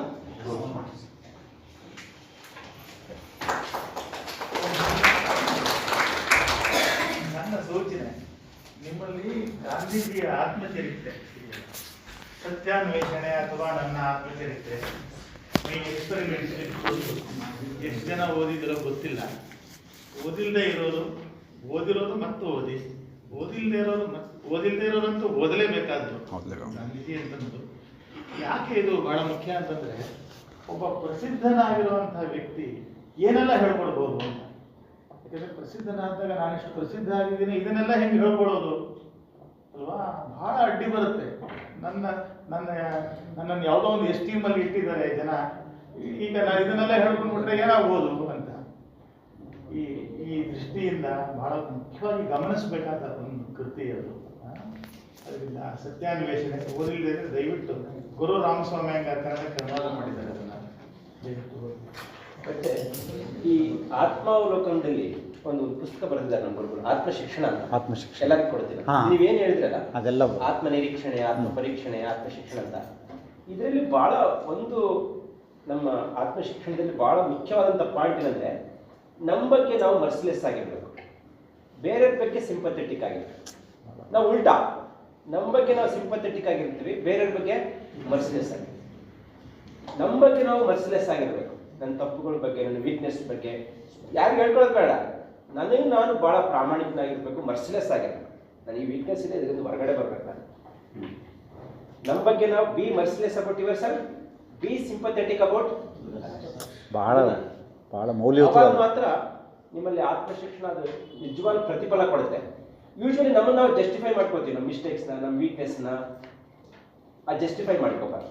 ಮರ್ಸಿಲೆಸ್ ಆಗಿರ್ಬೇಕು. ಇದು ಇದಿದೆ, ನಾನು ಇದರಿಂದ ಹೊರಗಡೆ ಬರೋಕ್ಕೆ ಟೈಮ್ ತಗೊಳುತ್ತೆ, ಹೊರಗಡೆ ಬರ್ತೀನಿ. ಸೊ ಇದು ಭಾಳ ಆತ್ಮಶಿಕ್ಷಣದಲ್ಲಿ ಭಾಳ ದೊಡ್ಡ ಪಾತ್ರ ವಹಿಸುತ್ತೆ. ಇಲ್ಲಿವರೆಗೂ ಸ್ವ ಅರಿವು ಎನ್ನುವಂಥ ವಿಚಾರದ ಮೇಲೆ ನಾವೆಲ್ಲರೂ ಅತಿ ಆಳವಾದ ಚರ್ಚೆಯನ್ನು ಮಾಡಿದೆ ಅನ್ಕೊಂತೀನಿ. ಒಂದು ಕೊನೆಗೆ ಒಬ್ರು ಹಿರಿಯರು ಹೇಳ್ತಾರೆ, ಕ್ಯಾಚ್ ಯುವರ್ ಪ್ಯಾಟರ್ನ್ ಅಂತ. ನಾವು ಏನು ತಪ್ಪು ಮಾಡ್ತೀವಿ ಅನ್ನೋದನ್ನು ನಮ್ಮನ್ನು ನಾವೇ ಅರ್ಕೊಳ್ಬೇಕು. ಅದಾದಮೇಲೆ ನಮ್ಮದು ಸರ್ ಹೇಳಿದಂಗೆ ನಮ್ಮ ಅಭಿವೃದ್ಧಿ ಸ್ಟಾರ್ಟ್ ಆಗುತ್ತೆ.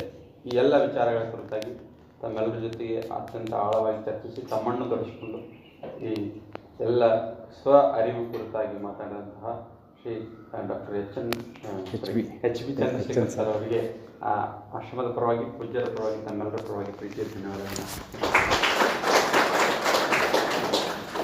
ಚಹಾ ವಿರಾಮ. ನಮ್ಮ ಹತ್ರ ಕೇವಲ 10 ನಿಮಿಷ ಇದೆ. 10 ನಿಮಿಷದಲ್ಲಿ